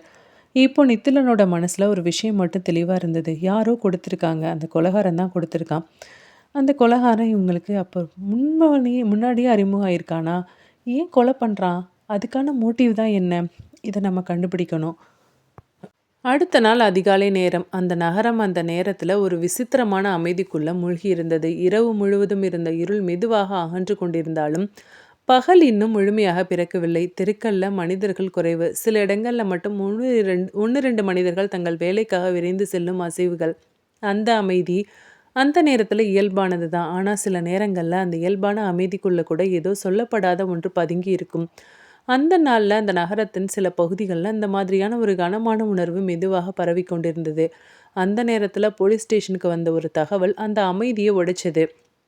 நகரத்தின் ஓரத்தில் இருந்த ஒரு கான்வென்ட் ஸ்கூலில் வேலை பார்த்த ஒரு சிஸ்டர் தன்னோட அறைக்குள்ளே பதில் சொல்ல முடியாமல் கிடக்காங்க அப்படின்னு தகவல் வந்தது. அந்த தகவல் முதல்ல சாதாரணமாக தோணினாலும் அதை கேட்ட இன்ஸ்பெக்டர் நித்திலன் உடனே அதை ஒரு சாதாரணமாக விஷயமா எடுத்துக்கொள்ளலை. அவர் அந்த தகவலை கேட்டவுடன் உடனே எழுந்து ஓடலை. அவர் ஒரு நிமிஷம் அமைதியாக நின்னார். அந்த வார்த்தைகள் அவரோட மனசில் மெதுவாக அமர்ந்தது. அந்த ஒரு நிமிட அமைதிக்குள்ளே அவர் கடந்த சில நாட்களில் பார்த்த 2 சம்பவங்களும் முதல்ல நினைவுக்கு வந்தது. அவரோட முகத்தில் எந்த வெளிப்படையான மாற்றமும் இல்லை. ஆனால் அவருக்குள்ள ஒரு எச்சரிக்கை எழுந்தது. அவர் மெதுவாக ஜீப்புக்குள்ளே நடந்து போனார். அந்த பயணம் அவசரமாக இருந்தாலும் அவரோட மனசில் நடந்த யோசனைகள் அதை விட வேகமாக ஓடிக்கிட்டு இருந்தது. அந்த கான்வென்ட் அமைந்திருந்த பகுதி நகரத்தின் மற்ற பகுதிகளை விட அமைதியாக இருந்தது. அங்கே போனவுடன் அந்த வேறுபாடு உடனே உணரப்பட்டது. அந்த கட்டிடங்கள் பழமையானவை, சுவர்களில் மங்கிய நிறம், மரங்களின் நிழல் அந்த இடத்துக்கு ஒரு தனியான அமைதியை கொடுத்திருந்தது. அந்த அமைதி வழக்கமானது தான், ஆனால் அந்த நாளில் அது கொஞ்சம் கனமாக இருந்தது. நித்திலன் உள்ளே நுழைஞ்சப்போ அங்கே இருந்தவங்க மெதுவாக பேசிகிட்டு இருந்தாங்க. யாரும் சத்தமாக பேசலை, யாரும் ஓடலை. ஆனால் அந்த மெதுவான அசைவுகளுக்குள்ள ஒரு பதட்டம் இருந்தது. அவரை உள்ளே அழைத்துட்டு போனாங்க. அந்த அறை பெரியதல்ல, ஒரு சின்ன படுக்கை, ஒரு மேஜை, சில புத்தகங்கள், ஒரு சின்ன சிலுவை சுவரில். அந்த அறையில் வாழ்ந்த வாழ்க்கை மிகவும் எளிமையானது. எந்த ஆடம்பரமும் இல்லாத ஒழுக்கமான ஒரு ஒரு வாழ்க்கையின் சுவடு அந்த அறையில் இருந்தது. ஆனால் அந்த எளிமைக்குள்ளே அந்த நேரத்தில் ஒரு முடிவு கிடந்தது. படுக்கைக்கு பக்கத்தில் அந்த சிஸ்டர் அமைதியாக கிடந்தா. அவரோட வயது 45 முதல் 50க்குள்ளே இருக்கலாம். அந்த கான்வென்ட்டில் வேலை பார்த்தவங்க. அந்த சுவர்களுக்குள்ளே தான் அவங்களோட வாழ்க்கை இருந்தது. அந்த வாழ்க்கை எப்படி இருந்தது அப்படின்னு அந்த அறை சொன்னது. ஆனால் அந்த வாழ்க்கை எப்படி முடிந்தது என்பதை அந்த உடல் மட்டும் காட்டிகிட்டு இருந்தது. நித்திலன் மெதுவாக பக்கத்தில் போனார். அவர் எந்த அவசரமும் காட்டலை. அவர் அந்த உடலை ஒரு முறை முழுவதுமாக பார்த்தாரு. வெளிப்படையான காயங்கள் இல்லை, சண்டை நடந்த சுவடுகள் இல்லை.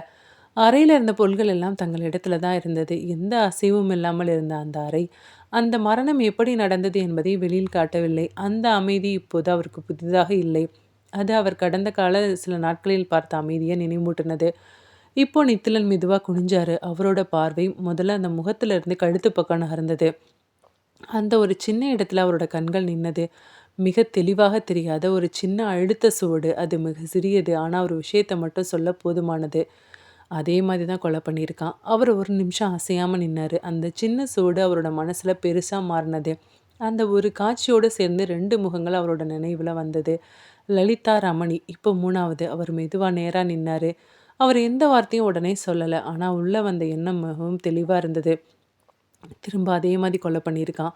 அந்த வார்த்தை இப்போ ஒரு சந்தேகம் மாதிரி இல்லை, ஒரு உறுதியான தொடக்கமாக இருந்தது. இப்போ நித்திலன் அந்த அறையை திரும்ப பார்த்தாரு. கதவு உடைக்கப்படலை, சண்டை நடந்த சுவடு இல்லை, எந்த மாற்றமும் இல்லை. ஒரு கட்டுப்படுத்தப்பட்ட ஒரு அமைதியாக இருந்தது. நித்திலன் மெதுவாக வெளியில் வந்தார். அங்கே இருந்த மற்ற சிஸ்டர்கள் அமைதியாக இருந்தாங்க. அவங்களோட முகத்தில் ஒரு பயம் இருந்தது. ஆனால் அவர்கள் அந்த பயத்தை வெளியில் காட்டலை. அந்த இடத்துல குரல் கூட மெதுவாக தான் இருந்தது. நித்திலன் அவங்கக்கிட்ட சில கேள்விகள் கேட்டார். யாராவது இவங்கள பார்க்க வந்திருக்காங்களா அப்படின்னு கேட்டார். அவங்க யாரும் தெளிவாக பதில் சொல்லலை. அவங்க சொன்ன வார்த்தைகள் மெதுவாக இருந்தாலும் அவை எந்த புதிய தகவலையும் கொடுக்கல. அந்த பதில்களில் ஒரு விஷயம் மட்டும் இருந்தது. அறியாமை, தெரியாமை அல்லது சொல்லாதது. இப்போ அந்த இடத்துலேருந்து கான்வென்ட்டை சுற்றி பார்த்தாரு. பின்புறம் ஒரு பெரிய கேட் இருந்தது. அதுக்கான சாவி எங்கன்னு கேட்க, வாட்ச்மேன் இப்போ வந்தார். நீங்கள் நைட்டெல்லாம் டியூட்டியில் இருப்பீங்களா அப்படின்னு வாட்ச்மேன் கிட்ட கேட்க, இல்லை நைட்டு நான் டியூட்டியில் இருக்க மாட்டேன்னு வாட்ச்மேன் சொன்னார். சாவியை பூட்டி கொடுத்துட்டு நான் போயிடுவேன். நைட்டு 11 மணி வரைக்கும் முன்பக்க கேட்டில் காவல் இருப்பேன். பின்பக்க கேட்டில் நான் காவல் இருந்ததில்லை. சாவியை சிஸ்டர் தான் வச்சுருப்பாங்க. 11 மணிக்கு அப்புறமா இன்னொரு வாட்ச்மேன் வருவார். அவரும் முன்பக்க கேட்டில் தான் இருப்பார். பின்பக்க கேட்டில் நாங்கள் யாருமே இருக்கிறது கிடையாது. இந்த சிஸ்டர்கிட்ட தான் அந்த சாவி இருக்கும் அப்படின்னு புதிய தகவலை அந்த வாட்ச்மேன் சொன்னார். அதையும் நித்திலன் குறிப்பிடுத்துக்கிட்டாரு. கொலையாளி வந்து போவதற்கு வசதியாக பின்பக்க கேட்ட இந்த சிஸ்டர் தான் திறந்து விட்டுருக்கணும் அப்படின்னு முடிவு பண்ணிக்கிட்டாரு. நித்திலன் இப்போ அந்த இடத்துல இருந்து வெளியில் வந்தார். அந்த கான்வென்ட் வாசலில் நின்னப்போ அந்த இடத்தோட அமைதி இன்னும் நித்திலனை சுற்றி இருந்தது. அவர் அந்த கட்டிடத்தை ஒரு முறை பார்த்தாரு. அந்த சுவர்களுக்குள்ளே நடந்தது வெளியில் தெரியாத மாதிரி இருந்தது. ஆனால் அந்த அமைதிக்குள்ளே ஒரு விஷயம் மட்டும் மறைக்க முடியாமல் இருந்தது. அவரோட மனசில் இப்போ தெளிவாக இருந்தது. 3 பெண்கள், 3 வாழ்க்கைகள், 3 வெவ்வேறு இடங்கள். ஆனாலும் ஒரே மாதிரி முடிவு. அவர் மெதுவாக மூச்சு விட்டார். இவர் தன்கிட்டேயே மெதுவாக சொன்னார், இது இன்னும் முடிய போகிறதில்ல, அவனை சீக்கிரமாக கண்டுபிடிக்கணும். அடுத்த நாள் ஞாயிற்றுக்கிழமை காலையில, அந்த நாள் அந்த வீட்டில் ஒரு வித்தியாசமான சத்தம் இருந்தது. அது சும்மா பேசுற சத்தம் இல்ல. அது ஒரு குடும்பம் ஒண்ணா இருந்தா வர இயல்பான சத்தம், சிரிப்பு, சின்ன சின்ன வாதங்கள். "இல்ல, இல்ல இதெல்லாம் வேண்டாம். இது சூப்பரா இருக்கும்." அப்படின்னு நடக்கிற பேச்சுகள். இது எல்லா சத்தங்களும் சேர்ந்து நித்திலனோட வீட்ட ஒரு கொண்டாட்டம் மாரி மாத்தியிருந்தது. ஆமா, இன்ஸ்பெக்டர் நித்திலன் அந்த வீட்டுக்குள்ள நுழைஞ்சப்ப, அந்த சூழ்நிலை அவன ஒரு நிமிஷம் நிறுத்தி வச்சது. சில நாட்களா அவன் பார்த்திருந்த அமைதிகள் இதுக்கு நேர்மாறானதா இருந்தது. சித்தப்பாவோட மகள் திருமணம் அப்படின்றதுனால அந்த வீட்டில் ஒரு உற்சாகம். அவனோட அம்மா அந்த நாள் முழுக்க ஏதாவது மறந்து விடக்கூடாது அப்படின்ற கவனத்தோட சுற்றி சுற்றி நடந்துட்டு இருந்தா. அவன் தங்கச்சி ஏற்கனவே எந்த நேரம் நல்லா இருக்கும் அப்படின்னு பேசிக்கிட்டு இருந்தா. அந்த உரையாடல்கள் அந்த திட்டமிட்டப்பட்டதில்ல. அந்த வீட்டில் இயல்பாக வர அசைவுகள். அந்த எல்லா அசைவுகளும் ரொம்ப குதூகலமாக அந்த வீட்டை இன்னும் கொண்டாட்டமாக மாற்றி இருந்தது. 11 மணிக்கெல்லாம் துணி கடைக்குள்ள நுழைந்திருந்தாங்க. அந்த கடைக்குள்ள நுழைந்தவுடன் நிறங்களின் உலகம் அவளை சுத்திக்கிட்டது. மேஜை மேல விரிக்கப்பட்ட பட்டுப் புடவைகள் ஒவ்வொன்னும் ஒளியில மின்னிக்கிட்டு இருந்தது. அந்த ஒளி, அந்த நிறங்கள், அவை எல்லாம் அந்த குடும்பத்தோட உற்சாகத்தை இன்னும் அதிகரித்தது. அவங்க எல்லாரும் ஒண்ணா உட்கார்ந்தாங்க. கடைக்காரர் புடவைகள ஒன்றன் பின் ஒன்றா காட்ட ஆரம்பிச்சிருந்தாரு. ஒவ்வொரு புடவையும் விரிக்கப்படும் போதும் யாராவது ஒருத்தர் கருத்து சொல்லுவாங்க. சித்தப்பா சொன்னாரு, "இந்த கலர் ரொம்ப பிரகாசமா இருக்கு." பெரியப்பா கொஞ்சம் டிசிப்ளினானவரு, மிலிட்ரிக்காரரு. அவரு சொன்னது, எப்பவுமே மைல்டான கலர் தான் விரும்புவாரு. இந்த கலர் நல்லா இருக்குன்னு சொன்னாங்க. ஒவ்வொருத்தரும் ஒவ்வொரு கலர சொல்ல, அப்பாவும் சில கலர்ஸுக்கு சஜஷன் பண்ணாங்க. அந்த சின்ன சின்ன பேச்சுகள் அந்த இடத்த இன்னும் உயிரோட வச்சது. "இது கல்யாணத்துக்கு ரொம்ப பொருத்தமா இருக்கும். இந்த புடவைய எடுத்துக்கலாம்." அம்மா அந்த புடவைய பார்த்தா, "ஆமா, ஆமா. நிறம் ரொம்ப நல்லா இருக்கு. அழகா இருக்கு." அந்த நேரத்துல நித்திலன் அந்த மேஜை மேல இருந்த மற்றொரு புடவைய எடுத்தான். அது ரொம்ப மெதுவான நிறம். அதிகமா கண்ணுல படாத மாரி. ஆனா அது அமைதியான அழக கொண்டது. "இது எப்படி இருக்கு?" அப்படின்னு அவன் எடுத்து வைக்க, சித்தப்பா சொன்னாரு, "இது ரொம்ப லைட் கலரா இருக்குடா. தங்கச்சிக்கு எடுக்காதே." இப்போ திரும்ப பெரியப்பா பார்த்தாரு. "நல்லா தான் இருக்கு. இந்த புடவை எடுக்கலாமே." திடீர்னு ஒரு குழப்பமான சூழ்நிலை வந்தது. அப்பா இந்த புடவைய பார்த்தாரு. ஒரு நிமிஷம் கவனமா பார்த்தாரு.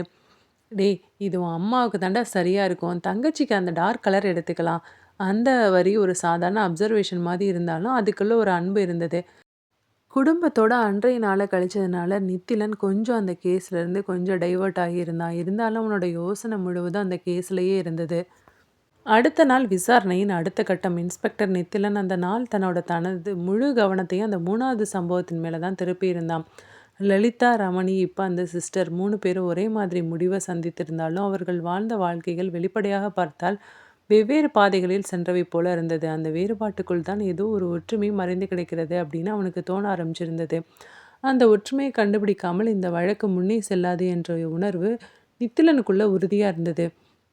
நித்திலன் இப்ப திரும்ப அந்த கான்வென்ட்டுக்கு போனாரு. அங்க இருந்த மத்த சிஸ்டர்கிட்ட மெதுவா விசாரிக்க ஆரம்பிச்சாரு. அவரோட கேள்விகள் நேரடியா இருந்தாலும், அவரோட குரல் எப்போதும் போல அமைதியா இருந்தது. யாரையும் பயமுறுத்தாமல், யாருக்கும் அழுத்தம் கொடுக்காமல், அவர்களே சொல்லும் அளவுக்கு நித்திலன் பேச வச்சாரு. அவர் முதல்ல ஒரு பொதுவான கேள்வியிலிருந்து ஆரம்பிச்சாரு. "அவங்க எப்படிப்பட்டவங்க? அவங்க கேரக்டர் என்ன?" இப்போ ஒரு மூத்த சிஸ்டர் ரொம்ப மெதுவா பதில் சொன்னாங்க. அந்த குரல்ல ஒரு துயரம் இருந்தது. ஆனாலும் அது கூட ஒரு கட்டுப்பாடோட இருந்தது. அந்த சிஸ்டர் ரொம்ப ரொம்ப ஒழுக்கமானவங்க. எந்த விஷயத்தையும் நேரா டைம்க்கு பண்ணிருவாங்க. அந்த ஒரு பதில் அந்த சிஸ்டரோட வாழ்க்கையின் முதல் கோட்டை வரைய ஆரம்பிச்சிருந்தது. அவர் அடுத்த கேள்விய கொஞ்சம் மெதுவா மாத்துனாரு. "அவங்களுக்கு வெளியில போற பழக்கம் இருக்கா?"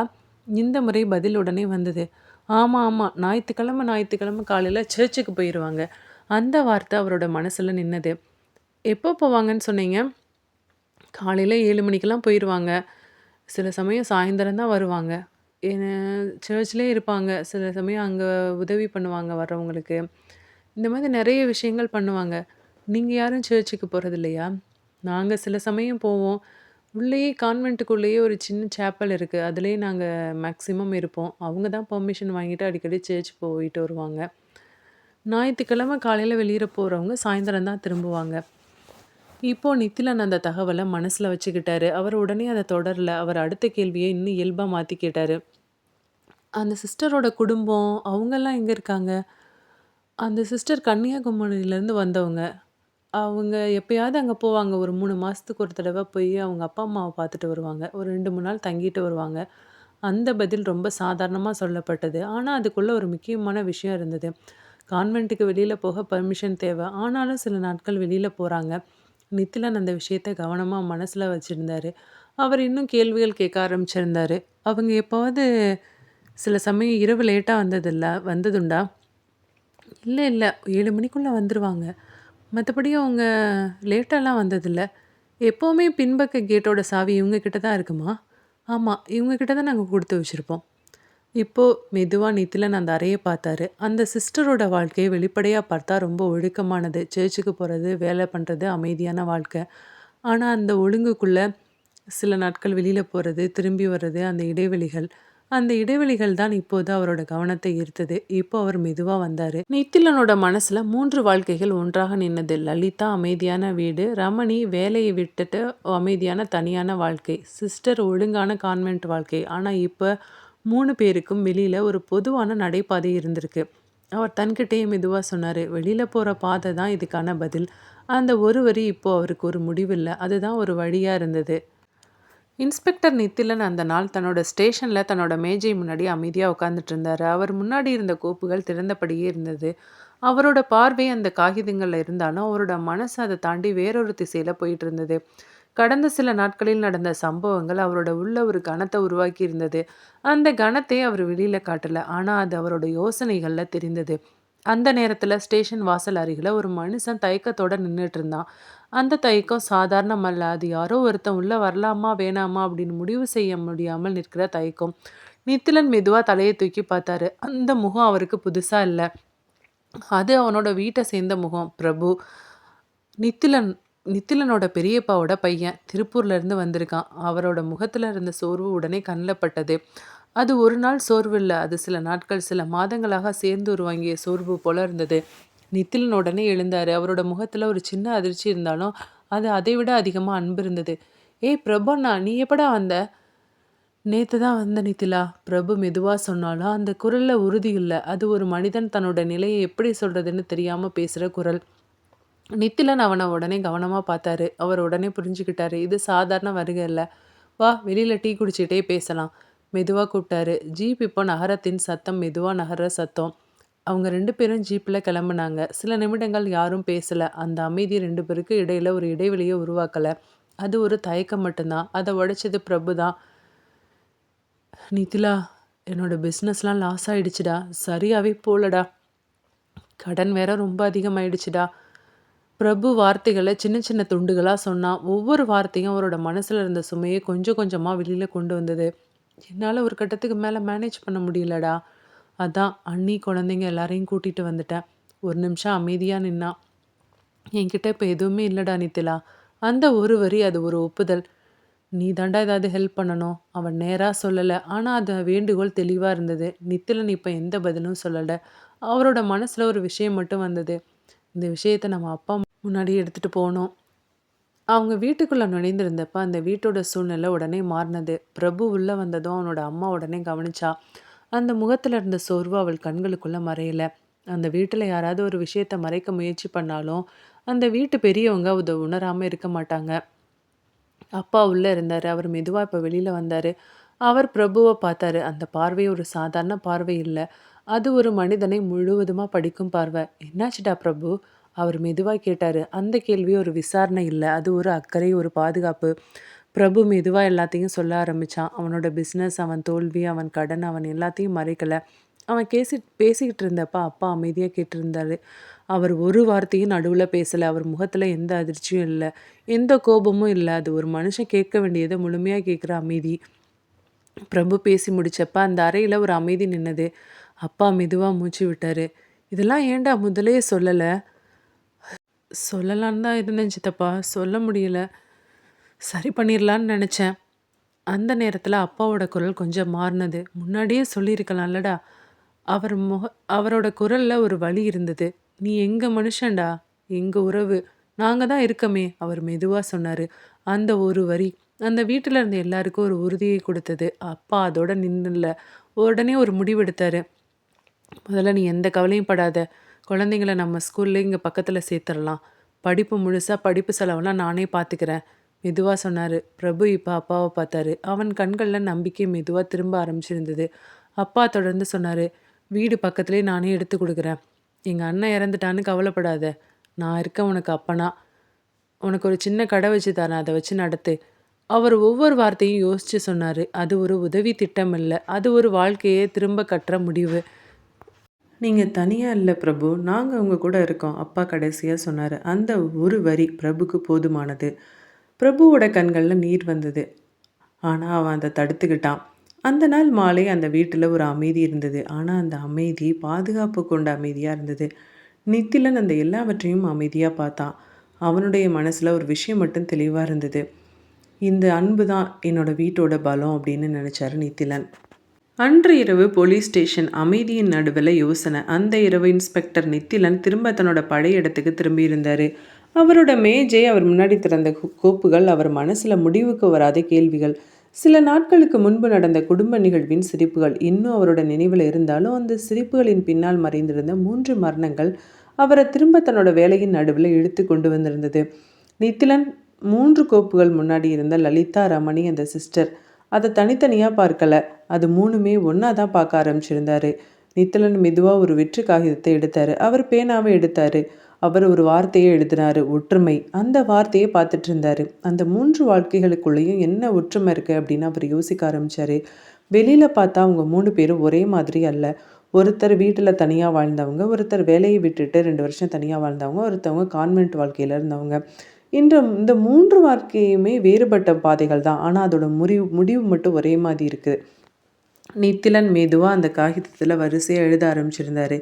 தனியாக வாழ்ந்தவர்கள், கணவனின் தொடர்பு இல்லாமல் இருந்தவங்க, திருமணம் ஆகாதவங்க, அதாவது திருமணம் ஆகி கணவன் இறந்தவங்க, திருமணம் ஆகி கணவனோட சேர்ந்து வாழாதவங்க, திருமணமே ஆகாதவங்க.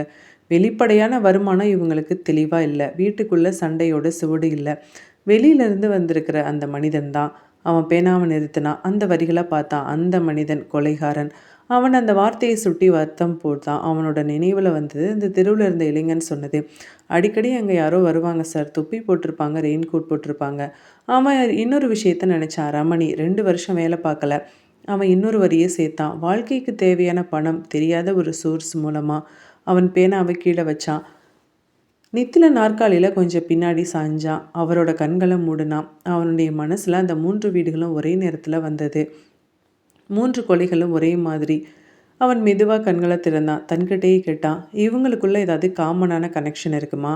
அவன் அந்த கேள்வியை விடலை. திரும்ப திரும்ப அந்த காகிதத்தை பார்த்தான். விசிட்டர், மணி, அமைதி. அவன் மெதுவாக இன்னொரு வார்த்தையை எழுதினான், நம்பிக்கை. அவன் அந்த வார்த்தையை பார்த்தான். அவங்க எல்லாரும் யாரவோ நம்பியிருக்காங்க.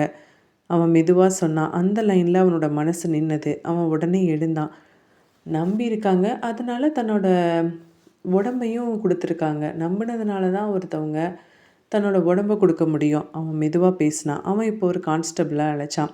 3 கேஸ்லையும் அவங்க ரொட்டீனே வெளியில் போகிற இடங்களை மென்ஷன் பண்ண சொன்னேன்ல, தெரிஞ்சுக்கிட்டிங்களா? அது மட்டும் இல்லாமல் வெளியில் போய் யார் கூட பேசுனாங்கன்னு தெரிஞ்சுக்கணும்.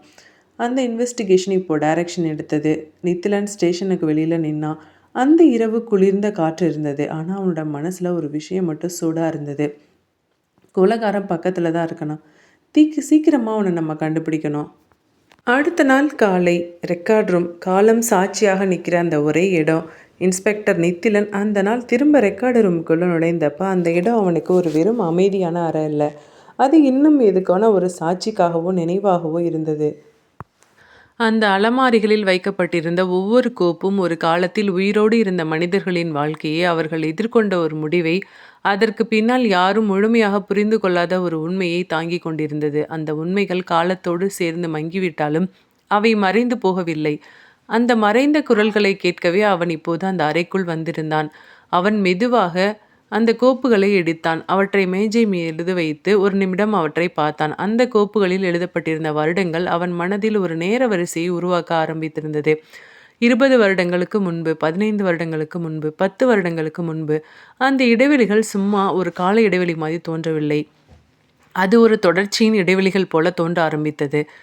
நித்திலன் முதல் கோப்பை திறந்தான். அந்த காகிதம் பழையது. எழுத்துக்கள் சற்றே மங்கி இருந்தது. ஆனால் அந்த பதிவு இன்னும் தெளிவாக இருந்தது.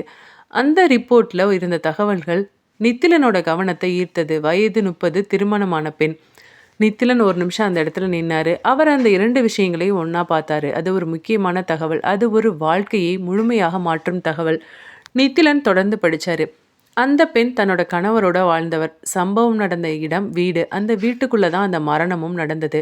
அந்த ரிப்போர்ட்ல இருந்த முக்கியமான வரி இப்போ நித்திலனோட கண்கள்ல நின்னது. வெளிப்படையான சண்டை சோடு இல்லை. நித்திலன் மெதுவா மூச்சு விட்டாரு. அவர் அடுத்த ஃபைல எடுத்தாரு. 15 வருஷங்களுக்கு முன்னாடி நடந்த சம்பவம். வயது 35. திருமணமானவர். மீண்டும் அதே மாதிரி பதிவு. மீண்டும் வீட்டுக்குள்ள மரணம். மீண்டும் தெளிவில்லாத காரணம். முடிக்கப்படாத அன்சால்வ்டு கேஸ். இப்போ அந்த ரிப்போர்ட்ல இருந்த ஒரு வரியை கவனிச்சாரு. கழுத்து பகுதியில அழுத்தம். அவர் கண்கள் அந்த வரியில நின்னது. திரும்ப 3வது கோப்ப திறந்தாரு. 10 வருஷத்துக்கு முன்னாடி. வயது 28. திருமணமானவர். அவர் மெதுவா அந்த பக்கத்த மூடல. அவர் அந்த வரியை இன்னொரு முறை பார்த்தாரு. திருமணமானவர். அவர் அந்த வார்த்தைய மனசுல வச்சுக்கிட்டாரு. இப்போ அந்த 3 கோப்புகளையும் பக்கத்துல வச்சாரு. அத ஒப்பிட்டு பார்க்க ஆரம்பிச்சிருந்தாரு. வயசு 28, 30, 35. 3 பேரும் திருமணமானவர்கள். 3 பேரும் வீட்டுக்குள்ள. 3 பேருக்கும் வெளிப்படையான சண்டை இல்ல. இப்போ நடக்கிற கேஸ்ல திருமணமான பெண்கள், ஆனா கணவன் இல்லாத பெண்கள், திருமணம் ஆகாத பெண்கள்னு இருக்கு. ஆனா முன்னாடி பழைய காலகட்டத்துல இருக்க கேஸ்ல எல்லாமே விக்டிம் எல்லாமே திருமணமான பெண்கள். இப்போ நித்திலன் நாற்காலியில மெதுவா உட்கார்ந்தாரு. இப்போ அவரோட மனசுல ஒரு புதிய கோணம் உருவானது. திருமணமான பெண்கள அப்ப ஏன் அவன் தேர்ந்தெடுத்திருக்கான்? திரும்ப திரும்ப யோசிச்சாரு. இப்போ இங்க 2க்கும் ஒரு முரண்பாடு இருக்கே! அந்த 2 விஷயத்தையும் இணைச்சு பார்த்தாரு. அப்போ திருமணமான பெண்கள் தான் முன்னாடி அந்த கொலைகாரனுக்கு குறியா இருந்திருக்கோ! இப்போ அது ஒரு யூகமா இருந்தது. இப்போ பழைய கேஸ் ஃபைல்கள் நித்திலனுக்கு ஒரு புதுவிதமான கியூரியாசிட்டியை கொடுத்திருந்தது. இன்ஸ்பெக்டர் நித்திலன் அந்த நாள் தன்னோட விசாரணையை ஒரு புதிய கட்டத்துக்கு கொண்டு செல்ல முடிவு பண்ணியிருந்தாரு. பழைய கோப்புகள் இருந்த தகவல்கள் அவருக்கு ஒரு திசையை மட்டும் காட்டியிருந்தது. அந்த திசை சரியா இல்லையா என்பதை தெரிந்து கொள்ள அந்த காலத்தில் வாழ்ந்தவர்களை தேடி செல்ல வேண்டும் என்ற உணர்வு இப்போ நித்திலனுக்குள்ள உறுதியானது. அந்த கோப்புகளின் பெயர்கள் இருந்தது, முகவரிகள் இருந்தது, சில குறிப்புகள் இருந்தது. ஆனா அவை ஒரு மனிதரின் வாழ்க்கையை முழுமையாக சொல்லவில்லை. அந்த வாழ்க்கையை புரிந்து கொள்ள அந்த மனிதர்களின் தெரிந்தவர்களிடம், நெருக்கமாக அறிந்தவர்களிடம் தான் கேட்க வேண்டும். அந்த காலகட்டத்துல என்ன நடந்துச்சுன்னு நம்ம கேட்கணும். இப்போ அந்த முதல் முகவரிக்கு போனார். அந்த நகரத்தின் பழைய பகுதி. சுவர்களின் நிறம் மங்கியிருந்தது. வீடுகள் காலத்தோடு சேர்ந்து பழைய தோற்றம் எடுத்திருந்தது. அந்த வீட்டு வாசல்ல நித்திலன் நின்னப்ப அவரோட கையில இருந்த கோப்புல இருந்த பெயரை திரும்ப பார்த்தாரு. அது 20 வருடத்துக்கு முன்னாடி இருந்த அந்த பெண்ணோட வீடு. அவர் கதவை தட்டினாரு. சில நிமிடங்கள் கழித்து கதவு திறந்தது. வயது முதிர்ந்த ஒரு ஆண். அவர் கண்கள்ல ஒரு அமைதி இருந்தது. நித்திலன் இப்போ தன்னை அறிமுகப்படுத்திக்கிட்டாரு. அந்த ஆண் அவனை உள்ள அழைச்சாரு. அந்த வீட்டின் உள்ளே இருந்த பொருட்கள் பழையவை. ஆனால் அவை கவனமாக வைக்கப்பட்டிருந்தது. அந்த வீட்டுல வாழ்க்கை இன்னும் தொடர்ந்துட்டு இருந்தது. நித்திலன் மெதுவா பேச ஆரம்பிச்சாரு. பேரை சொல்லிட்டு, உங்களோட மனைவி தானே அவங்க? ஆமா சார். சார், அந்த பழைய கேஸ் இப்போ நடக்கிற ஒரு புதிய கேஸோட சம்மந்தப்பட்டிருக்கு சார். அதான் ஒரு விசாரணை. சொல்லுங்க சார். சார், உங்க மனைவி கொலை செய்யப்பட்டாங்கல்ல, அதை பத்தி கொஞ்சம் பேசணும். அந்த ஆண் ஒரு நிமிஷம் அமைதியா இருந்தாரு. அவரோட முகத்துல ஒரு சின்ன மாற்றம் வந்தது. சார், அது நடந்து 20 வருஷமாச்சே சார். இப்போ என்ன சார் இதுல இருக்கு? அந்த ஒரு வரி அந்த அறையில நின்னது. நித்திலன் இப்போ அந்த ஆளுக்கு அழுத்தம் கொடுக்கல. மெதுவா கேட்டான். அவங்க உங்க மனைவியோட கேரக்டர் பத்தி கொஞ்சம் சொல்ல முடியுமா? இப்போ அந்த ஆண் சின்னதா சிரிச்சாரு. நல்ல பொண்ணு தான் சார். ஒரு சின்ன இடைவேளை. நல்ல பொண்ணு தான். ஆனா காலம் கொஞ்சம் மாத்திடுது எல்லாத்தையும். அந்த வார்த்தை மெதுவா வந்தாலும் அது முக்கியமானது. நித்திலன் உடனே அந்த வார்த்தையை பிடிச்சான். என்ன சார் சொல்றீங்க? எப்படி மாத்துச்சு காலம்? அந்த ஆண் உடனே பதில் சொல்லல. அவன் கீழ பார்த்தான். தெரியல சார். யாருக்கிட்டயோ தொடர்புல இருந்த மாதிரி எனக்கு சந்தேகம் இருந்தது. ஆனா, இந்த சந்தேகத்த தீர்க்கிறதுக்கு முன்னாடியே அவ கொலை பண்ணப்பட்டு போயிட்டா. அந்த வரிகள் முழுமை இல்லாதது. ஆனா, அவ ஏதோ ஒண்ண காட்டுனது. இப்போ அதுக்கு மேல அவர்கிட்ட என்ன கேட்கிறது அப்படின்னு நித்திலனுக்கு தெரியல. இருந்தாலும் ஒரு தகவல உறுதிப்படுத்திக்கிட்டான். அந்த பெண் யாரு கூடயோ தகாத உறவுல இருந்தத தெரிஞ்சுக்கிட்டான். அவன் அடுத்த முகவரிக்கு போனான். 15 வருஷங்களுக்கு முன்னாடி இருந்த பெண்ணோட வீடு. அங்க இருந்தவர் அவளோட கணவர் தான். அதே மாதிரி ஆரம்பம், அதே மாதிரி அமைதி. உங்க மனைவிய பத்தி சார், அவ கொஞ்ச நாள் மாறிட்டா சார். சில நேரம் மனுஷங்கள விட வாழ்க்கையில பணம் தான் பெருசுன்னு தோணும் சில பேருக்கு. அந்த மாதிரி தான் சார். நித்திலன் அமைதியா கேட்டுட்டு இருந்தாரு. நீங்க அவங்கள பார்க்க வர்றவங்க யாருன்னு உங்களுக்கு தெரிஞ்சதா? அதுதான் சார் தெரியல. திடீர்னு அவ புடவை, நகை, நட்டுன்னு வாங்க ஆரம்பிச்சா. என்ன ஏதுன்னு விசாரிக்கிறப்ப தான் பொசுக்குன்னு இந்த விஷயமும் நடந்து போச்சு. அந்த பதில் உறுதியா இல்ல. 3வது வீடு. 10 வருஷங்களுக்கு முன்னாடி அங்க இருந்தது ஒரு வயதான பெண். அந்த இறந்து போனோட பெண்ணோட அம்மா. அவள் மெதுவா பேச ஆரம்பிச்சா. "சார், என் பொண்ண விசாரிக்கிறீங்களா? என் பொண்ணு ரொம்ப நல்லவ தான் சார். ரொம்ப நல்லபடியா தான் அவள கல்யாணம் பண்ணி குடுத்தோம். குழந்தை குட்டியோட நல்லா தான் இருந்தா. அதுக்கப்புறமா புகுந்த வீட்ல பிரச்சனை வர ஆரம்பிச்சது. அவ யார் கூடயோ தப்பான உறவுல இருக்கான்னு சொல்லி சண்டை வந்துச்சு. அதுக்கப்புறம் பிள்ளைங்களோட வீட்டுக்கு கோவிச்சுட்டு வந்தா சார். கொஞ்ச நாள் இங்க தான் இருந்தா. அப்புறம் பிள்ளைங்கள என் மருமகனே அழைச்சிட்டு போய் அங்கேயே படிக்க வச்சுட்டாரு. இவளும் சின்னதா பக்கத்துல ஒரு வேலைக்கு போயிட்டு இருந்தா சார். திடீர்னு இந்த மாதிரி ஆயிடுச்சு. இப்போ அவன் எதிர்பார்த்த அதே பதில்தான் முன்னாடி கேட்ட பதில்களோட ஒத்துப்போனது. மாலை நேரம் நித்திலன் அந்த 3 வீடுகள்லேருந்து வெளியில வந்தப்ப அவரோட மனசுல 3 வாழ்க்கைகள் ஒன்றாக நின்னது. 3 பெண்களும் தவறான கோணத்துக்கு போய் சிதைஞ்சு போயிருக்காங்க. மெதுவா தன்கிட்ட சொன்னான். மாற்றம். அவங்களுக்குள்ள மாற்றம் கொண்டு வந்தது கண்டிப்பா அந்த கொலையாளி தான். அவன் இப்ப எங்க இருக்கான்? அவன பத்தி ஒரு சின்ன க்ளூ கூட யாருக்குமே சம்மந்தப்பட்டவங்களுக்கு தெரியலையே! அது எப்படி சின்ன தடயம் கூட இல்லாம அவன் 3 பெண்களோடையும் தொடர்புல இருந்திருக்கான்? யாருக்குமே எப்படி தெரியல? நித்திலன் இன்னும் பழைய கோப்புகள், இன்னும் முடிக்கப்படாத கேஸ்ல ஏதாவது எவிடன்ஸ் மீதம் இருக்கலாம் அப்படின்னு யோசிச்சான். அந்த நாள் இன்ஸ்பெக்டர் நித்திலன் தன்னோட கவனத்த திரும்ப பழைய கோப்புகள் மீது திருப்பியிருந்தான். கடந்த சில நாட்கள்ல அவன் கண்டுபிடித்த தகவல்கள், சம்பவங்களின் ஒற்றுமை, நேரத்தின் மீள்வட்டம், வாழ்க்கைகளில் ஏற்பட்ட மறைமுக மாற்றங்கள் இவையெல்லாம் அவனை ஒரு முடிவுக்கு அழைத்து செல்லவில்லை. கொலைகாரனை இன்னும் காட்டவில்லை. இப்ப அந்த எண்ணத்தோட தான் நித்திலன் அந்த நாள் திரும்ப ரெக்கார்ட் ரூம்குள்ள இன்னும் ஆழமா நுழைஞ்சான். அந்த அறையின் ஒரு மூலையில இருந்த பழைய அலமாரி நித்திலனோட கவனத்தை ஈர்த்தது. அந்த அலமாரி அதிகம் திறக்கப்படாதது மாதிரி இருந்தது. அதன் மேல இருந்த தூசி அதை சொல்லிக்கிட்டு இருந்தது. நித்திலன் உள்ள அதை மெதுவா திறந்தாரு. உள்ள இருந்த கோப்புகள் இன்னும் பழையது.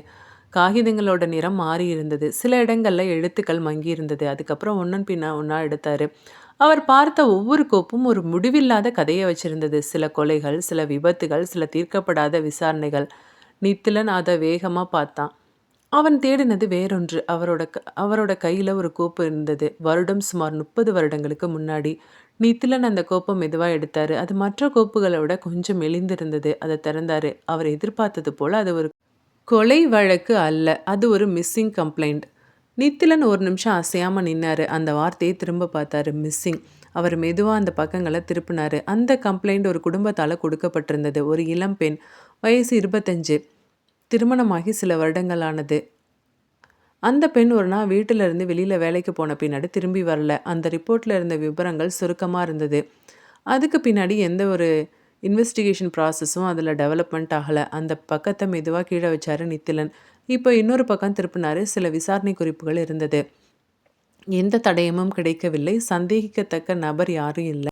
காணாமல் போன பெண் பற்றி எந்த ஒரு தடயமும் கிடைக்கல. மேபி அவங்க எங்கேயாவது போயிருக்கலாம். அந்த கேஸ் அங்கேயே நின்று போயிருந்தது. நித்திலன் நாற்காலியில் உட்காந்தாரு. அவர் அந்த கோப்பை மூடலை. அவர் அந்த பெயரை பார்த்தாரு. அந்த பெண்ணோட பெயர். இப்போ அது இந்த கேஸுக்கு முக்கியமானதா பட்டது. அவர் மெதுவா யோசிக்க ஆரம்பிச்சாரு. திருமணமான பெண் காணாம போயிருக்காங்க. அவர் அந்த 2 விஷயத்தையும் நினைச்சு பார்த்தாரு. அவரோட மனசுல ஒரு சின்ன கேள்வி தோன்றினது. ஒருவேளை இந்த பொண்ணு இந்த வழக்கோட சம்மந்தப்பட்ட அந்த கொலைகாரனோட சம்மந்தப்பட்டிருக்கலாமோ? இப்போ நித்திலன் அந்த கோப்பை இன்னொரு முறை படிச்சாரு. அவர் ஒரு விஷயத்த தொடர்ந்து கவனிச்சாரு. அந்த கேஸ் தொடர்ந்து விசாரணை செய்யப்படவில்லை. அது ஒரு நேரத்தில் மறக்கப்பட்ட மாதிரி இருந்தது. நித்திலன் மெதுவா மூச்சு விட்டாரு. அவர் தன்கிட்டயே சொன்னாரு. ஏன் இந்த மாதிரி நிறைய அன்சால்வ்டு கேஸ் இருக்கு? இந்த மாதிரி நிறைய முடிக்கப்படாத கேஸ்கள் தான் இன்னும் கொலைகாரன் சுதந்திரமா உலாவுறதுக்கு காரணமா இருக்கும். நித்திலன் மெதுவா எழுந்தாரு. அந்த கோப்பை எடுத்துக்கிட்டாரு. அதுக்கப்புறம் அந்த அலமாரியை திரும்ப பார்த்தாரு. அந்த இடம் இன்னும் பல விஷயங்கள மறைச்சு வச்சிருந்தது. ஆனா இப்போ ஒரு வழி திறந்திருந்தது. நித்திலன் மெதுவா சொன்னாரு. இந்த காணாமல் போன பொண்ணு மூலமா ஏதாவது க்ளூ கிடைக்கலாம். இது ஒரு பாதையா கூட இருக்கலாம். இன்ஸ்பெக்டர் நித்திலன் அந்த நாள் தன்னோட கையில் இருந்த அந்த பழைய ஃபைலை எடுத்து ஒரு தடவை திறந்து பார்த்தாரு. காணாமல் போன பெயர் மல்லிகா. அந்த பெயர் இப்போது அவனுக்கு ஒரு சாதாரண பதிவு இல்லை. அது ஒரு தொடக்கம் மாதிரி தோன்றினது. அந்த கம்ப்ளைண்ட்ல இருந்த முகவரி இப்போ நித்திலனோட கவனத்தை ஈர்த்தது. அது ஒரு குறிப்பாக மட்டும் இருந்தாலும் அது அவன் அந்த இடத்துக்கு அழைத்து செல்ல வேண்டிய காரணமாக மாறியிருந்தது. நித்திலன் அந்த முகவரியை அடிப்படையாக வச்சு அந்த இடத்துக்கு போனாரு. அந்த பகுதி நகரத்தின் பழைய பகுதிகளில் ஒன்று. ஆனால் அந்த தெரு முழுவதும் மாறி இருந்தது. பழைய வீடுகள் இடிக்கப்பட்டு புதிதாக கட்டப்பட்ட வீடுகள். சுவர்களில் புதிய நிறம், வாசல்ல நவீன வடிவமைப்பு. அந்த இடம் காலத்தோடு சேர்ந்து மாறி இருந்தது. ஆனாலும் அந்த மண்ணில் நடந்த சம்பவங்கள் மட்டும் மாறல. நித்திலன் நேரா அந்த முகவரியில போய் நின்னாரு. அந்த வீடு புதியதா இருந்தது. முழுக்க ரெனோவேட் செய்யப்பட்ட கட்டிடம். பழைய சுவடுகள் வெளியில இல்ல. நித்திலன் கதவ தட்டுனாரு. சில நிமிடங்கள் கழிச்சு ஒரு இளைஞன் கதவ திறந்தாரு. அவரோட முகத்துல சாதாரண ஆர்வம், எந்த பதட்டமும் இல்ல. அந்த வீட்டுல தற்போது வாழ்ற தலைமுறை, அந்த இடத்தின் பழைய வரலாற்றை அறியாதவர்கள் போல இருந்தது. "சார், உங்களுக்கு யார் வேணும்?" நித்திலன் மெதுவா தன்னை அறிமுகப்படுத்திக்கிட்டாரு. "ஒரு விஷயம் விசாரிக்கணும்." நித்திலன் சொன்னாரு. இப்போ அவர் நேரா கேள்விக்கு போனாரு. "மல்லிகா அப்படின்ற பெயர்ல யாராவது இந்த வீட்டோட தொடர்புல இருந்தாங்களா? அதாவது இந்த வீட்ல தான் வேலை பார்த்ததா கேள்விப்பட்டேன்." அந்த இளைஞன் ஒரு நிமிஷம் யோசிச்சாரு. "இல்ல சார், அந்த மாதிரி எங்க ஃபேமிலியில நீங்க சொல்ற பேர்ல யாரும் இல்ல." அவன் சிரித்தபடி சொன்னான். அந்த பதில் நேர்மையா இருந்தது. "சார், இப்போ ஒருவேளை எங்க அப்பா, அம்மாவுக்கு தெரிஞ்சிருக்கலாம். அவங்களுக்கு தெரிஞ்சிருக்கிறதுக்கு வாய்ப்பு இருக்கு. அவங்க எங்க அக்கா வீட்ல இருக்காங்க. நீங்க வேணா எங்க அப்பா, அம்மா கிட்ட கேட்குறீங்களா?" அக்காவுடைய முகவரிய வாங்கிக்கிட்டு நித்திலன் அந்த இளைஞன் சொன்ன அக்கா வீட்டுக்கு தேடி போனாரு. அந்த முதியவர்களோட பதில்ல ஏதாவது ஒரு க்ளூ கிடைக்கலாம் அப்படின்ற ஆர்வம் நித்திலனுக்கு இருந்தது. நித்திலன் உடனடியா அந்த முகவரிக்கு போனாரு. அவர் போன அந்த வீடு மாறாமல் இருந்தது. அந்த வீட்டு வாசல்ல இருந்த அமைதி ரொம்ப நேர்த்தியா இருந்தது. இப்போ நித்திலன் கதவ தட்டுனாரு. அங்க ஒரு 45 மதிக்கத்தக்க பெண் கதவ திறந்தாங்க. "சார், யார் வேணும் உங்களுக்கு?" அந்த வயதான தம்பதியோட பெயர சொன்னாரு நித்திலன், ஒரு விசாரணைக்காக அப்படின்னு சொல்ல. இப்போ அந்த லேடி சொன்னாங்க, "அப்பா கொஞ்சம் வயசாயிடுச்சு சார். உடம்பு முடியல. ரூம்ல படுத்து ரெஸ்ட் எடுத்துட்டு இருக்காரு. நீங்க வாங்க கேளுங்க." நித்திலன் இப்போ மெதுவா போய் பேச ஆரம்பிச்சான். "சார், இந்த அட்ரஸ் உங்களோடது தானே?" இப்போ பக்கத்துல கிச்சன்ல இருந்து ஒரு வயதான பெண்மணி கைய துடைத்துக்கிட்டே வெளியில வந்தாங்க. அந்த வீட்டின் அசைவுகள் மெதுவா தான் இருந்தது. அவசரம் இல்லாத வாழ்க்கை.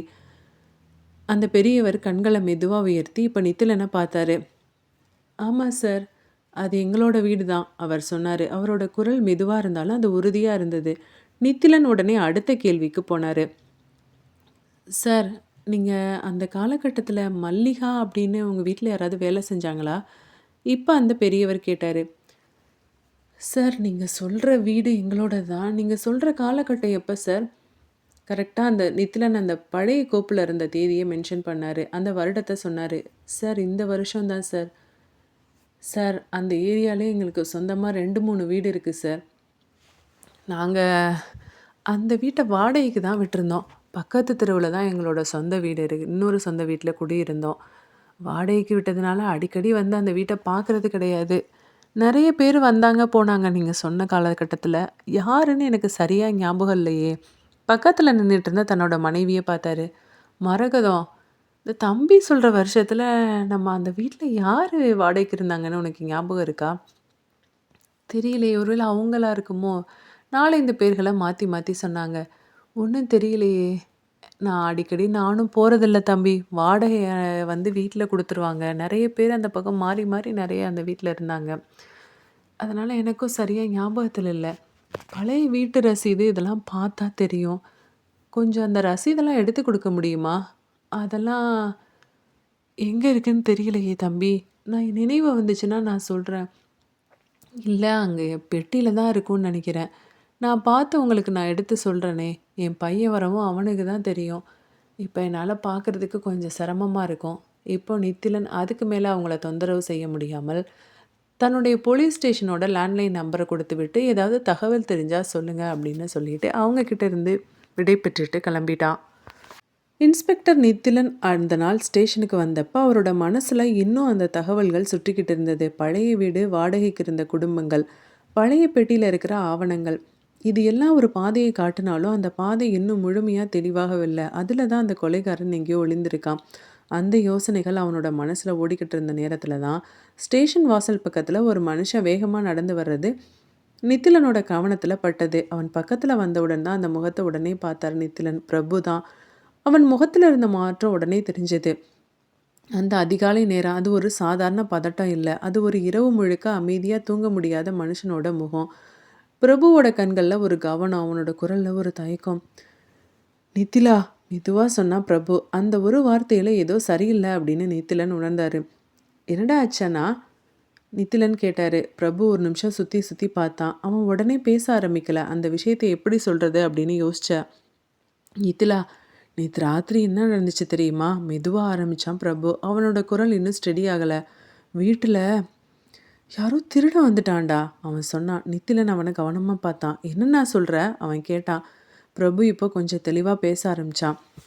ஆமாடா, நைட்டு ஒரு 1 மணி 2 மணி இருக்கும்னு நினைக்கிறேன். நல்லா எல்லாரும் தூங்கிட்டு இருந்தோம். அப்போ ஏதோ சத்தம் கேட்டிருக்கும் போல இருக்கு கொல்லை கதவு பக்கமா. உன் அண்ணி தான் போய் பார்த்துருக்கா. பார்த்தா கொல்லை கதவு பக்கமாக யாரோ நிற்கிற மாதிரி இருந்திருக்கு. இவ அதுக்கப்புறம் நின்று என்ன பண்ணுறதுன்னு யோசிச்சுட்டு இருக்கப்ப எனக்கும் சத்தம் கேட்டு முழிச்சிட்டேன். என்னடின்னு வந்து கேட்டால் அங்கே பாருங்க யாரோ நிற்கிறாங்கன்னு அவ சொல்ல, நானும் பார்த்தேன்டா. அப்போ தான் அந்த இருட்டுக்குள்ளே ஒரு உருவம் ஓடுனதுடா. திருட்டு பயலாக தான் இருக்கும்னு நினைக்கிறேன். அதுக்கப்புறம் எனக்கும் உங்கள் அன்னிக்கும் தூக்கமே வரல. ராவெல்லாம் ரொம்ப பயந்து போய் கிடந்தோம். என்னடா நித்திலா அது இப்படிலாம் நடந்துட்டுருக்கு. அது மட்டும் இல்லை, ஊரில் கொலை கிளைன்னு நிறையா நடக்குதா, அது வேற எனக்கு பயமாயிடுச்சு. பிரபு படபடன்னு தன்னோட பதட்டத்தை சொல்ல ஆரம்பித்தான். நித்திலன் இப்போ தன்னோட அண்ணனை ஆசுவாசப்படுத்திட்டு, பதட்டப்படாத பிரபு, நான் ஒன்றும் பிரச்சனை இல்லை. எத்தனை மணிக்கு சொன்னேன்? 2 மணி இல்லை, அதுக்கு மேலே இருக்கலாம் பிரபு சொன்னான். யாருன்னு பார்த்தியா? மூஞ்சியை பார்த்தியா? இல்லடா, ஒரு நிழல் மாதிரி தான் இருந்தது. நித்திலன் இப்போ மெதுவாக எழுந்தான். அவனோட முகத்தில் ஒரு மாற்றம் வந்தது.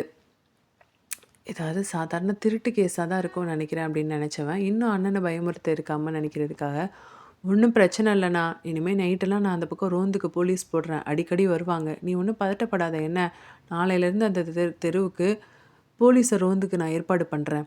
இப்போது தான் பிரபு கொஞ்சம் நிம்மதி அடைந்தவனாக இருந்தான்.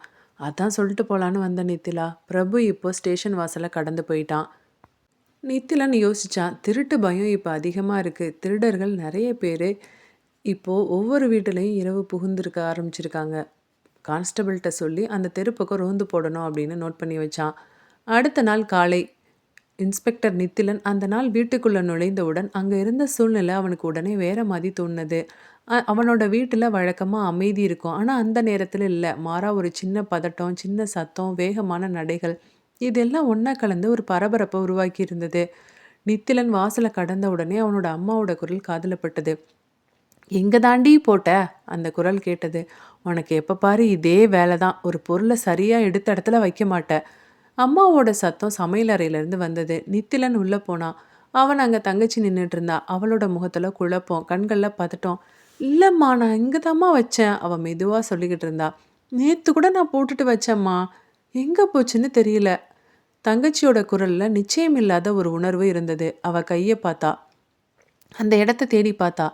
அந்த ஒரு விஷயம் அந்த வீட்டை முழுக்க கலக்கி இருந்தது. அம்மா இன்னும் நிறுத்தின பாடு இல்லை.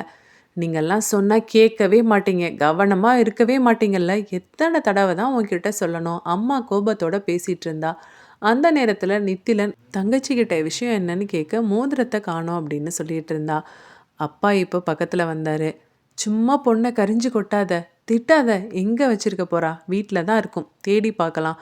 அப்பா சொன்னபடியே ஒவ்வொரு இடமா தேட ஆரம்பிச்சிருந்தாரு. பெட்டுக்கு கீழே, தலகாணிக்கு கீழேன்னு. அது மட்டும் இல்லாமல் தொடப்பத்தை எடுத்து கூட்டிக்கிட்டு இருந்தாரு.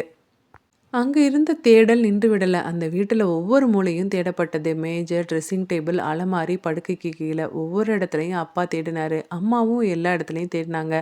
தங்கச்சியும் ஒரு இடத்துல இருந்து இன்னொரு இடத்துக்கு போனான். அவள் நினைவில் அந்த மோதிரம் எங்கே இருந்தது அப்படின்னு தேடிக்கிட்டு இருந்தான். நேற்று இங்கே தாம்மா வச்சேன்னு திரும்ப திரும்ப அதையே சொன்னான். அவளோட குரலில் குழப்பம் அதிகமாக இருந்தது. அம்மா இன்னும் கொஞ்சம் கோபத்தோடு இருந்தாலும் இப்போ அம்மாவும் அந்த கோபத்தோட கோபமாக தேட ஆரம்பிச்சிருந்தா. துணிமணிகளை எடுத்து பார்த்துட்டு இருந்தா. துணி இனியில் விழுந்திருக்கு போது, சரியா அங்கே பார்த்தியா, அம்மா கேட்டா. நித்திலன் இப்போ அந்த காட்சியை அமைதியாக பார்த்துட்டு இருந்தாரு. அவர் உடனே எந்த முடிவும் சொல்லலை. அவர் ஒரு மூலையில் நின்று அந்த வீட்டை கவனிச்சாரு. எல்லாரும் உன்னை தேடுறாங்க, ஆனால் யாருக்கும் தெரியல. என்ன போல தான் இவங்களுக்கும் ஒரு பொருள் கிடைக்க வேண்டி தேடிக்கிட்டு இருக்காங்க. அன்னைக்கு காலை பஜார் பகுதியில் ரோந்து பணிக்காக இன்ஸ்பெக்டர் நித்திலன் வந்தான். நகரத்தின் அந்த பகுதி கடைத்தெரு, நாள் முழுவதும் சத்தத்தால் நிரம்பி இருக்கிற இடம். இன்று அந்த பகுதியில் தான் ரோந்து பணிக்காக இன்ஸ்பெக்டர் நித்திலன் கான்ஸ்டபிள்களோட வந்திருந்தா. இப்போ ஒரு நகைக்கடைக்கு முன்னாடி சின்ன தகராறு போல இருந்தது. நித்திலன் அந்த நகைக்கடைக்கு முன்னாடி போய் நின்னாரு. 2 பேரும் சண்டை போட்டுட்டு இருந்தாங்க. விவரம் என்ன அப்படின்னு விசாரிக்கிறப்ப, ஒருத்தர் போலி நகையை கொடுத்துட்டு புதிய தங்கம் வாங்குறதுக்காக வந்திருந்தாரு. வந்தவருக்கு நான் தான் கொண்டு வந்தது போலி நகை அப்படின்றதே தெரியாது போல. அவர்கிட்ட யாரையோ ஏமாத்திருக்காங்க. அவர் அந்த பழைய நகையை கொடுத்துட்டு புதிய நகை வாங்குறதுக்காக வந்திருந்தாரு. அந்த பிரச்சனையை தீர்த்து வைக்கிறதுக்காக நித்திலன் அந்த இடத்துல நின்னான். அதுக்கப்புறம் ஒரு 1/2 மணி நேரம் அங்கே பேச்சுவார்த்தை நடத்தி 2 பேருக்குள்ளேயும் சமாதானம் பண்ண பின்னாடி அந்த நகைக்கடைக்காரர் வற்புறுத்ததுனால உள்ளே போய் டீ குடிச்சிட்டு இருந்தான். அங்கே இருந்தவர்கள்கிட்ட உரையாடிட்டு இருந்தான். ஒரு 1/2 மணி நேர உரையாடலுக்கு பின்னாடி நித்திலன் அங்கேருந்து அவசரமா வெளியில வந்தான். அவனுடைய கண்கள் ஒரு மாதிரி வித்தியாசமா இருந்தது. ஏதோ ஒரு கேள்விக்கான விடை அங்க கிடைச்சது போல இருந்தது. நித்திலனோட நடை வழக்கமான நடை மாதிரி இல்ல. அந்த நடையில வேகம் இருந்தது. நித்திலனோட கண்கள் நேராக முன்பக்கம் பார்த்தாலும் அவருடைய மனசு வேற இடத்துல இருந்தது. இப்போ அந்த கடைத்தெருவை வேகமா கடந்து போனாரு நித்திலன். அந்த கடைத்தெருவுல அந்த நகைக்கடையில பேசின அந்த உரையாடல் அந்த காதுகள்ல இன்னும் கேட்டுக்கிட்டே இருந்தது. நித்திலன் ரோந்து பணியை முடிச்சுட்டு நேரா ஸ்டேஷனுக்கு திரும்பல. கொஞ்ச தூரம் வேகமா நடந்தாரு. ஒரு இடத்துல நின்னாரு. தன்கிட்டயே மெதுவா சொன்னாரு. இது எப்படி சாத்தியமாகும்? அந்த ஒரு வரி அவரோட மனசுல இருந்த குழப்பத்தை வெளிப்படுத்தினது. திரும்ப நடந்தாரு. அந்த மனிதர் பேசினது, அந்த விஷயங்கள், பழைய கேஸு, மல்லிகா எல்லாத்தையும் கனெக்ட் பண்ணி பார்த்தாரு. இது எல்லாம் ஒன்றா இணைந்து வர முயற்சித்தது. ஆனா இன்னும் அது ஒரு வடிவம் எடுக்கல. நித்திலன் தலையை கொஞ்சம் தாழ்த்தினாரு. அவர் மூச்சை ஆழமா எடுத்தாரு. நிதானமா யோசி, எல்லாமே வரும். இது சரியா இருக்கும். அந்த லைன் கேள்வியாகவும் பதிலாகவும் இருந்தது. இன்ஸ்பெக்டர் நித்திலன் வேகமா ஒரு முடிவோட அந்த பழைய தம்பதி வீட்டுக்கு போனாரு. வீட்டுக்கு போனவர் அந்த வயதான தம்பதி கிட்ட ஏதோ ஒரு விஷயத்த பேச, அவர்களும் அதுக்கு ஆமா அப்படின்றது போல தலையசைச்சாங்க. ஒரு 30 நிமிட உரையாடல்களுக்கு பின்னாடி நித்திலன் அவங்களோட பேச்சுல இருந்து ஒரு புதிய பாதையை அறிந்திருந்தான். கொலைகாரன் பக்கத்துல நெருங்கி விட்டதா அவனுக்குள்ள தோணுனது. சில சமயங்கள்ல ஒரு சிறிய தகவல் தான் ஒரு பெரிய கதவை திறக்கும். இப்போ அந்த உணர்வு அவனுக்குள்ள இருந்தது. இப்போ நித்திலன் கேட்டாரு, நீங்க அந்த வீட்டுல கிணறு ஏதாவது இருந்ததா? அப்படின்னு அந்த வயதான தம்பதிய பார்த்து கேட்டாரு. அந்த கேள்வியை கேட்டவுடன் அந்த பெரியவர் இப்போ கொஞ்சம் நின்னாரு. அவரோட கண்கள்ல ஒரு நினைவு மின்னது. ஆமா தம்பி, ஆமா, ஒரு கிணறு இருந்தது. ஆனா காலப்போக்குல அந்த கிணத்த மூடிட்டோமே. அந்த ஒரு வரி அந்த விசாரணைக்கு ஒரு புதிய திசையை தந்தது. சில மணி நேரம் கழிச்சு அந்த பழைய இடம் இப்போ புதிய வீடு. நித்திலன் இப்போ அந்த பெரியவர்கிட்ட பெற்றுக்கொண்ட தகவலோட நேரா அந்த வீட்டுக்கு வந்தான். அதாவது பெரியவரோட பையன் தங்கியிருந்த அந்த பழைய வீட்டு, அதாவது புதுசா ரெனோவேட் பண்ணப்பட்ட அந்த வீடு. அந்த வீடு இப்போ முழுவதும் மாறி இருந்தது. வெளியில பார்த்தா எந்த பழைய சுவடும் தெரியல. ஆனா அந்த மண்ணுக்குள்ள இன்னும் ஏதோ இருக்கலாம் அப்படின்ற எண்ணம் நித்திலனுக்கு உறுதியா இருந்தது. நித்திலன் அந்த வீட்டுல இருந்த இளைஞனை கூப்பிட்டாரு. தம்பி, இது ஒரு போலீஸ் என்கொயரி. இப்போ அவன் சீரா சொன்னான். இந்த இடத்துல முன்னாடி இருந்த அமைப்பை செக் பண்ணணும். இந்த வீட்டில் முன்னாடி கிணறு இருந்த இடம் மூடப்பட்டிருக்குல்ல, அது எங்கே இருக்குன்னு காண்பிக்கிறீங்களா? இப்போ அந்த இளைஞன் விளக்குனான். ஆனால் அந்த இளைஞன் குழப்பத்தோட பார்த்தான். ஆனால் எந்த எதிர்ப்பும் சொல்லலை. அந்த இடம் தோண்ட ஆரம்பிக்கிற நேரம். சில நேரத்தில் போலீஸ் உதவியோட அந்த வீட்டின் பின்புற பகுதி சுற்றி பார்க்கப்பட்டது. அந்த தம்பதியினர் சொன்ன இடத்த அடையாளம் கண்டாங்க. அந்த இடம் வெளியிலேருந்து பார்த்தா இப்போ சாதாரண தரை மாதிரி இருந்தது. எந்த வித்தியாசமும் தெரியல. ஆனால் அந்த இடம்தான் ஒரு காலத்தில் கிணறு இருந்தது. இப்போ அந்த இடத்த தோண்ட ஆரம்பிச்சாங்க. தோண்டின முதல்ல ஒரு 40 நிமிடங்கள் எதுவுமே இல்லை. மண் மட்டும்தான் வந்தது. அதுக்கப்புறம் மண்ணும் கொஞ்சம் மாற ஆரம்பிச்சிருந்தது. அங்கே வேலை செய்பவர்கள் மெதுவாக இன்னும் கொஞ்சம் ஆழமாக போனாங்க. சுற்றி இருந்த மக்களும் மெதுவாக பக்கத்தில் வந்தாங்க. சிலர் பேச ஆரம்பிச்சாங்க. என்னது இது? ஏன் இந்த கிணத்தெல்லாம் தோண்டுறாங்க? என்ன இருக்கும்? ஒருவேளை புதையல் இருக்குமா? என்ன பண்ணி வச்சிருக்கானுங்க இந்த வீட்டில்? எதுக்கு போலீஸ் தோண்டுது? என்னன்னே புரியலையே. அக்கம் பக்கத்தில் இருக்கவங்க பேசிக்கிட்டாங்க. இப்போ அந்த இடத்துல ஒரு எதிர்பார்ப்பு உருவானது. திடீர்னு ஒரு கருவி ஏதோ கடினமான ஒன்றை தொட்டது. ஒரு மனுஷன் கையை நிறுத்தினாரு. அவன் கீழே பார்த்தான். அவன் மெதுவாக மண்ணை அசைச்சான். அங்கே ஒரு எலும்பு. அந்த காட்சி அந்த இடத்த முழுக்க அமைதியாக்குனது. அந்த எலும்பு மட்டும் இல்லை, அவர்கள் இன்னும் வேகமாக மெதுவாக தோண்டினாங்க. அது மெதுவா வெளியில வந்தது ஒரு எலும்பு கூடு. அந்த இடத்துல நின்னுட்டு இருந்தவங்க எல்லாரும் அதிர்ச்சி அடைஞ்சுட்டாங்க. யாரும் உடனே பேசல. அந்த காட்சி அவர்கள சில வினாடிகள் அமைதியா வச்சது. இப்போ ஒரு பெண் மெதுவா வாயில கைய வச்சு சொன்னா, "அடடா! அட கடவுளே! என்னது இது? எலும்புக்கூடு, யாரோ செத்து உள்ள புதைச்சிருக்காங்களோ?" அந்த ஒரு வார்த்தை அந்த காட்சியோட உணர்வ சொல்லிவிட்டது. நித்திலன் அந்த இடத்த அமைதியா பார்த்துட்டு இருந்தாரு. அவரோட முகத்துல எந்த மாற்றமும் இல்ல. ஆனா அவரோட கண்கள்ல ஒரு உறுதி வந்தது. இதான் அவரோட மனசுல சொன்னாரு. அந்த எலும்புக்கூடு கவனமா எடுக்கப்பட்டது. அது ஒரு கிளாத்ல மடக்கி எடுத்தாங்க. அது ஒரு சாதாரண எவிடன்ஸ் இல்ல. அது ஒரு பழைய கதை. அந்த இடத்துல இருந்து அத எடுத்துட்டு போனாங்க. ஃபாரன்சிக் பரிசோதனைக்காக. அந்த வழக்கு இப்போ ஒரு புதிய நிலைக்கு போனது. அந்த எலும்புக்கூடு கண்டுபிடிக்கப்பட்ட நாள் முதல் அந்த விசாரணை ஒரு புதிய திசையில நகர்ந்தது. அந்த மண்ணுக்குள் இருந்தது ஒரு சாதாரண உடம்பு அல்ல. அது ஒரு காலத்தால் மறைக்கப்பட்ட உண்மை. அந்த உண்மைக்கு பெயர் கொடுக்கவே ஃபாரன்சிக் பரிசோதனை அவசியமானது. அந்த காலத்துல ரிப்போர்ட் உடனே வராது. ஒவ்வொரு தகவலும் மெதுவாக சேர்க்கப்பட்டு தான் ஒரு முடிவு எடுக்கப்படும். அந்த காத்திருப்பு தான் அந்த வழக்கின் அடுத்த கட்டத்தை தீர்மானிக்க போகுது. 10 நாள் கழிச்சு அந்த ரிப்போர்ட் வந்தது. பெண், இறந்து போன எலும்புக்கூடு ஒரு பெண், வயது சுமார் 25 முதல் 30 வரை. அந்த தகவல்கள் மட்டும் போதுமானதல்ல. மரணம் பல வருஷங்களுக்கு முன்னாடி நிகழ்ந்தது. இன்னும் அவர்கள் ஒரு படி போனாங்க. அதாவது இப்போ அந்த பொண்ணோட குடும்பத்துல இருந்த உடன் பிறந்தவர்களோட மாதிரி சாம்பிளோட ஒப்பிட்டு பார்த்தப்போ அது உறுதி செய்யப்பட்டது. இறந்து போனது அந்த காணாமல் போன மல்லிகா தான். அந்த ஒரு வரி அந்த முழு வழக்கையும் மாற்றினது. நித்திலன் அப்ப அந்த ரிப்போர்ட்டை நீண்ட நேரம் பார்த்துட்டு இருந்தாரு. அவரோட கண்கள்ல எந்த அதிர்ச்சியும் இல்ல. அது அவர் எதிர்பார்த்த பதில் மாதிரி தான் இருந்தது. ஆனா அந்த பதில் அவர ஒரு முடிவுக்கு கொண்டுட்டு போனது. அவர் மெதுவா அந்த கோப்ப மூடுனாரு. அவர் ஒரு வார்த்தையும் பேசல. இப்போ நமக்கும் எதிர்பார்ப்பு கூடியிருக்குல்ல. எப்படி இவர் கண்டுபிடிச்சாரு? யாரு? ஏன் கொலை செய்யப்பட்டது மல்லிகான்னு எப்படி கண்டுபிடிச்சாரு? அத தான் இப்ப கடைசி அத்தியாயத்துல பார்க்க போறோம். மாலை நித்திலனோட வீடு.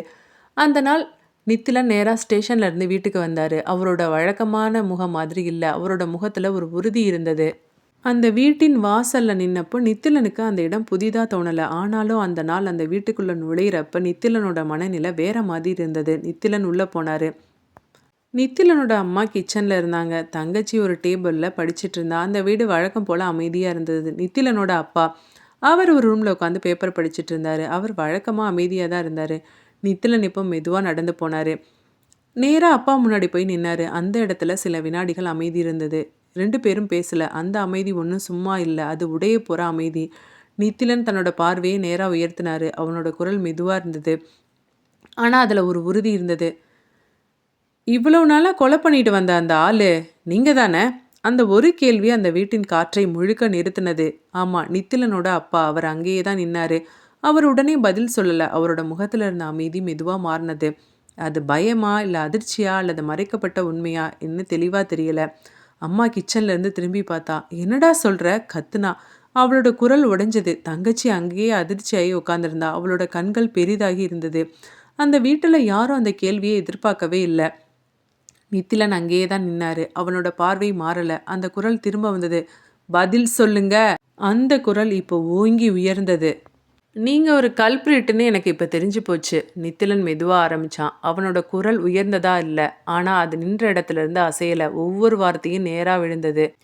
நீங்க சின்ன வயசுல இருந்து ரொம்ப நல்ல மனிதர் மாதிரி நடந்துக்கிட்டீங்கல்ல. எல்லாரும் மதிக்கிற ஆளு, அமைதியானவர். ஆனா அந்த முகத்துக்கு பின்னாடி இருந்தது வேற.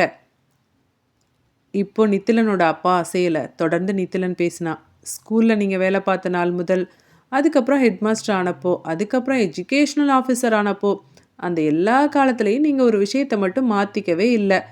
நித்திலன் கண்கள் நேராக அப்பாவை பார்த்தது. அதாவது பெண்களை தேர்ந்தெடுக்கிற உங்கள் பழக்கம். அந்த வார்த்தை அந்த அறையில் நின்னது. அம்மா அதிர்ச்சியோட பார்த்தா. தங்கச்சி அசையாமல் நின்னா. அதுவும் சாதாரண பெண்கள் இல்லை. பண தேவையாக இருக்கிற பெண்கள், வாழ்க்கையில் சிக்கல் இருக்கிற பெண்கள், அந்த மாதிரி பெண்களை தான் நீங்கள் தேர்ந்தெடுத்திருக்கீங்க. அதாவது பண தேவைக்கு ஆசைப்படுற பெண்கள். அவன் வார்த்தைகள் மெதுவாக வந்தாலும் ஒவ்வொன்றும் நிச்சயமா இருந்தது. நீங்க அவங்களுக்கு பணம் கொடுக்குறீங்க. அவங்கள உங்கள கட்டுப்பாட்டுக்குள்ள கொண்டு வந்தீங்க. ஒரு தவறான வாழ்க்கைக்குள்ள இழுத்தீங்க. அவன் ஒரு நிமிஷம் நின்னான். ஆனா அந்த வாழ்க்கை நீங்க நினைச்ச மாதிரி போகாத நேரம்.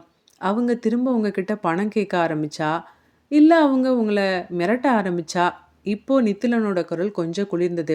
அப்போ நீங்க என்ன பண்ணீங்க? அடுத்த வரிய மெதுவா சொன்னான். கொலை பண்ணீங்க. அந்த வார்த்தை அந்த வீட்டு முழுக்க நின்னுட்டது. நித்திலன் இதோட நின்னு விடல. லலிதா, ரமணி சிஸ்டர். அந்த ரமணி அவங்க பிரைவேட் ஸ்கூல்ல வேலை பார்த்தவங்க. நீங்க எஜுகேஷனல் ஆஃபீஸரா இருந்ததுனால அந்த ஸ்கூலுக்கு இன்ஸ்பெக்ஷன் போயிருக்கப்போ உங்களோட வலையில அவங்கள வீழ்த்திட்டீங்க. நீங்க அவங்களோட வாழ்க்கைக்குள்ள போயிட்டீங்க. அவங்கள உங்க கட்டுப்பாட்டுக்குள்ள கொண்டு வந்துட்டீங்க. நித்திலன் மெதுவா மூச்சு விட்டான். நீங்க பணம் கொடுத்தீங்க. அதுக்கப்புறம் அவங்க வேலையை விட்டுட்டாங்க. அதுக்கப்புறம் அவங்கள வீட்டிலேயே வச்சுக்கிட்டீங்க. நித்திலனோட கண்கள் இறுக்கமானது. ஆனால் ஒரு கட்டத்தில் ரமணி உங்ககிட்ட அதிகமாக பணம் கேட்க ஆரம்பித்தப்போ உங்களோட பதில் திரும்ப கொலை. இன்னும் அவன் நிற்கலை. அதுக்கப்புறம் அந்த கான்வென்ட் சிஸ்டர், அவங்களோட தேவை பணம் இல்லை, அவங்களோட தேவை உடல் தேவை அப்படின்னு நீங்கள் தெரிஞ்சுக்கிட்டீங்க. அந்த வீக்னஸை பயன்படுத்தி அவங்களையும் உங்கள் கட்டுப்பாட்டுக்குள்ளே கொண்டு வந்துட்டீங்க. எந்த வகையில் நீங்கள் தேர்ந்தெடுத்தாலும் கடைசியில் ஒரே மாதிரி முடிவை தான் நீங்கள் கொடுத்தீங்க. உங்களோட தவறான தொடர்பில் இருந்த பெண்களையே கொலை செய்கிற ஒரு சைக்கோத்தனமும் உங்ககிட்ட இருக்குது. அதாவது அவங்க உங்களோட ஈகோவை டச் பண்ணுற மாதிரி ஏதாவது ஒரு விஷயத்த சொன்னாலோ, பணம் கேட்டு உங்களை தொல்லை பண்ணாலோ, நீங்கள் அடுத்த கட்டமாக கொலை செய்கிற முடிவுக்கு வந்துடுறீங்க. இந்த விஷயத்தை நான் எப்படி கண்டுபிடிச்சேன்னு தெரியுமா? நம்ம வீட்டில் மோதிரம் காணாமல் போச்சுல, தங்கச்சியோடது. இப்போ அம்மா உடனே அதிர்ச்சியாக பார்த்தா, அந்த மோதிரத்தை நீங்கள் நகை கடைக்கு எடுத்துகிட்டு போயிருக்கீங்க. அதை கொடுத்துட்டு புதுசாக ஒரு மோதிரம் வாங்கியிருக்கீங்க. அத உங்களோட புதிய கேர்ள் ஃப்ரெண்டுக்கு குடுத்துருக்கீங்க. உங்களோட புதிதா தவறான தொடர்புல இருக்க யாருக்கோ அத நீங்க பரிசா குடுத்துருக்கீங்க. அவனோட குரல்ல உறுதி இருந்தது. நான் அந்த கடைக்கு போனப்ப, அங்க வேல பார்த்தவங்க சொன்னாங்க. அப்பா வந்து மோதிரம் வாங்கிட்டு போனாருன்னு. அப்பதான் எனக்கு ஒரு குழப்பம் வந்தது. அப்பா மோதிரம் வாங்கிட்டு போனாரா? அப்படின்னு கேட்டேன். ஆமா, ஒரு பழைய மோதிரத்த குடுத்து புதுசா வாங்கிட்டு போனாரு தம்பி. நல்லா இருந்ததான்னு கேட்டாங்க. எனக்கு அங்க தான் ஒரு சின்னதா பொறி தட்ட ஆரம்பிச்சிருந்தது. கொஞ்சம் கொஞ்சமா எல்லாத்தையும் கொண்டு வந்த மனசுல. அம்மா அடிக்கடி சொல்லியிருக்காங்க. இப்போ நான் மிஸ்ஸிங் கேஸ் சம்மந்தமா விசாரிக்கிற அந்த மல்லிகாவோட கேஸ் சம்மந்தமான ஏரியால தான், அம்மா ஒரு 30, 35 வருஷத்துக்கு முன்னாடி அங்க வாடகைக்கு ஒரு வீட்ல குடியிருந்ததா சொன்னாங்க. அடிக்கடி சொல்லுவாங்க, "அங்க ஒரு ஏரியால குடியிருந்தோம். அந்த வீட்ல கிணறு இருக்கும். அங்க தண்ணி தான் இறைச்சு இறைச்சு தான் அங்க நாங்க பயன்படுத்துவோம்னு." அப்போ எனக்கு ஒரு சந்தேகம் வந்தது.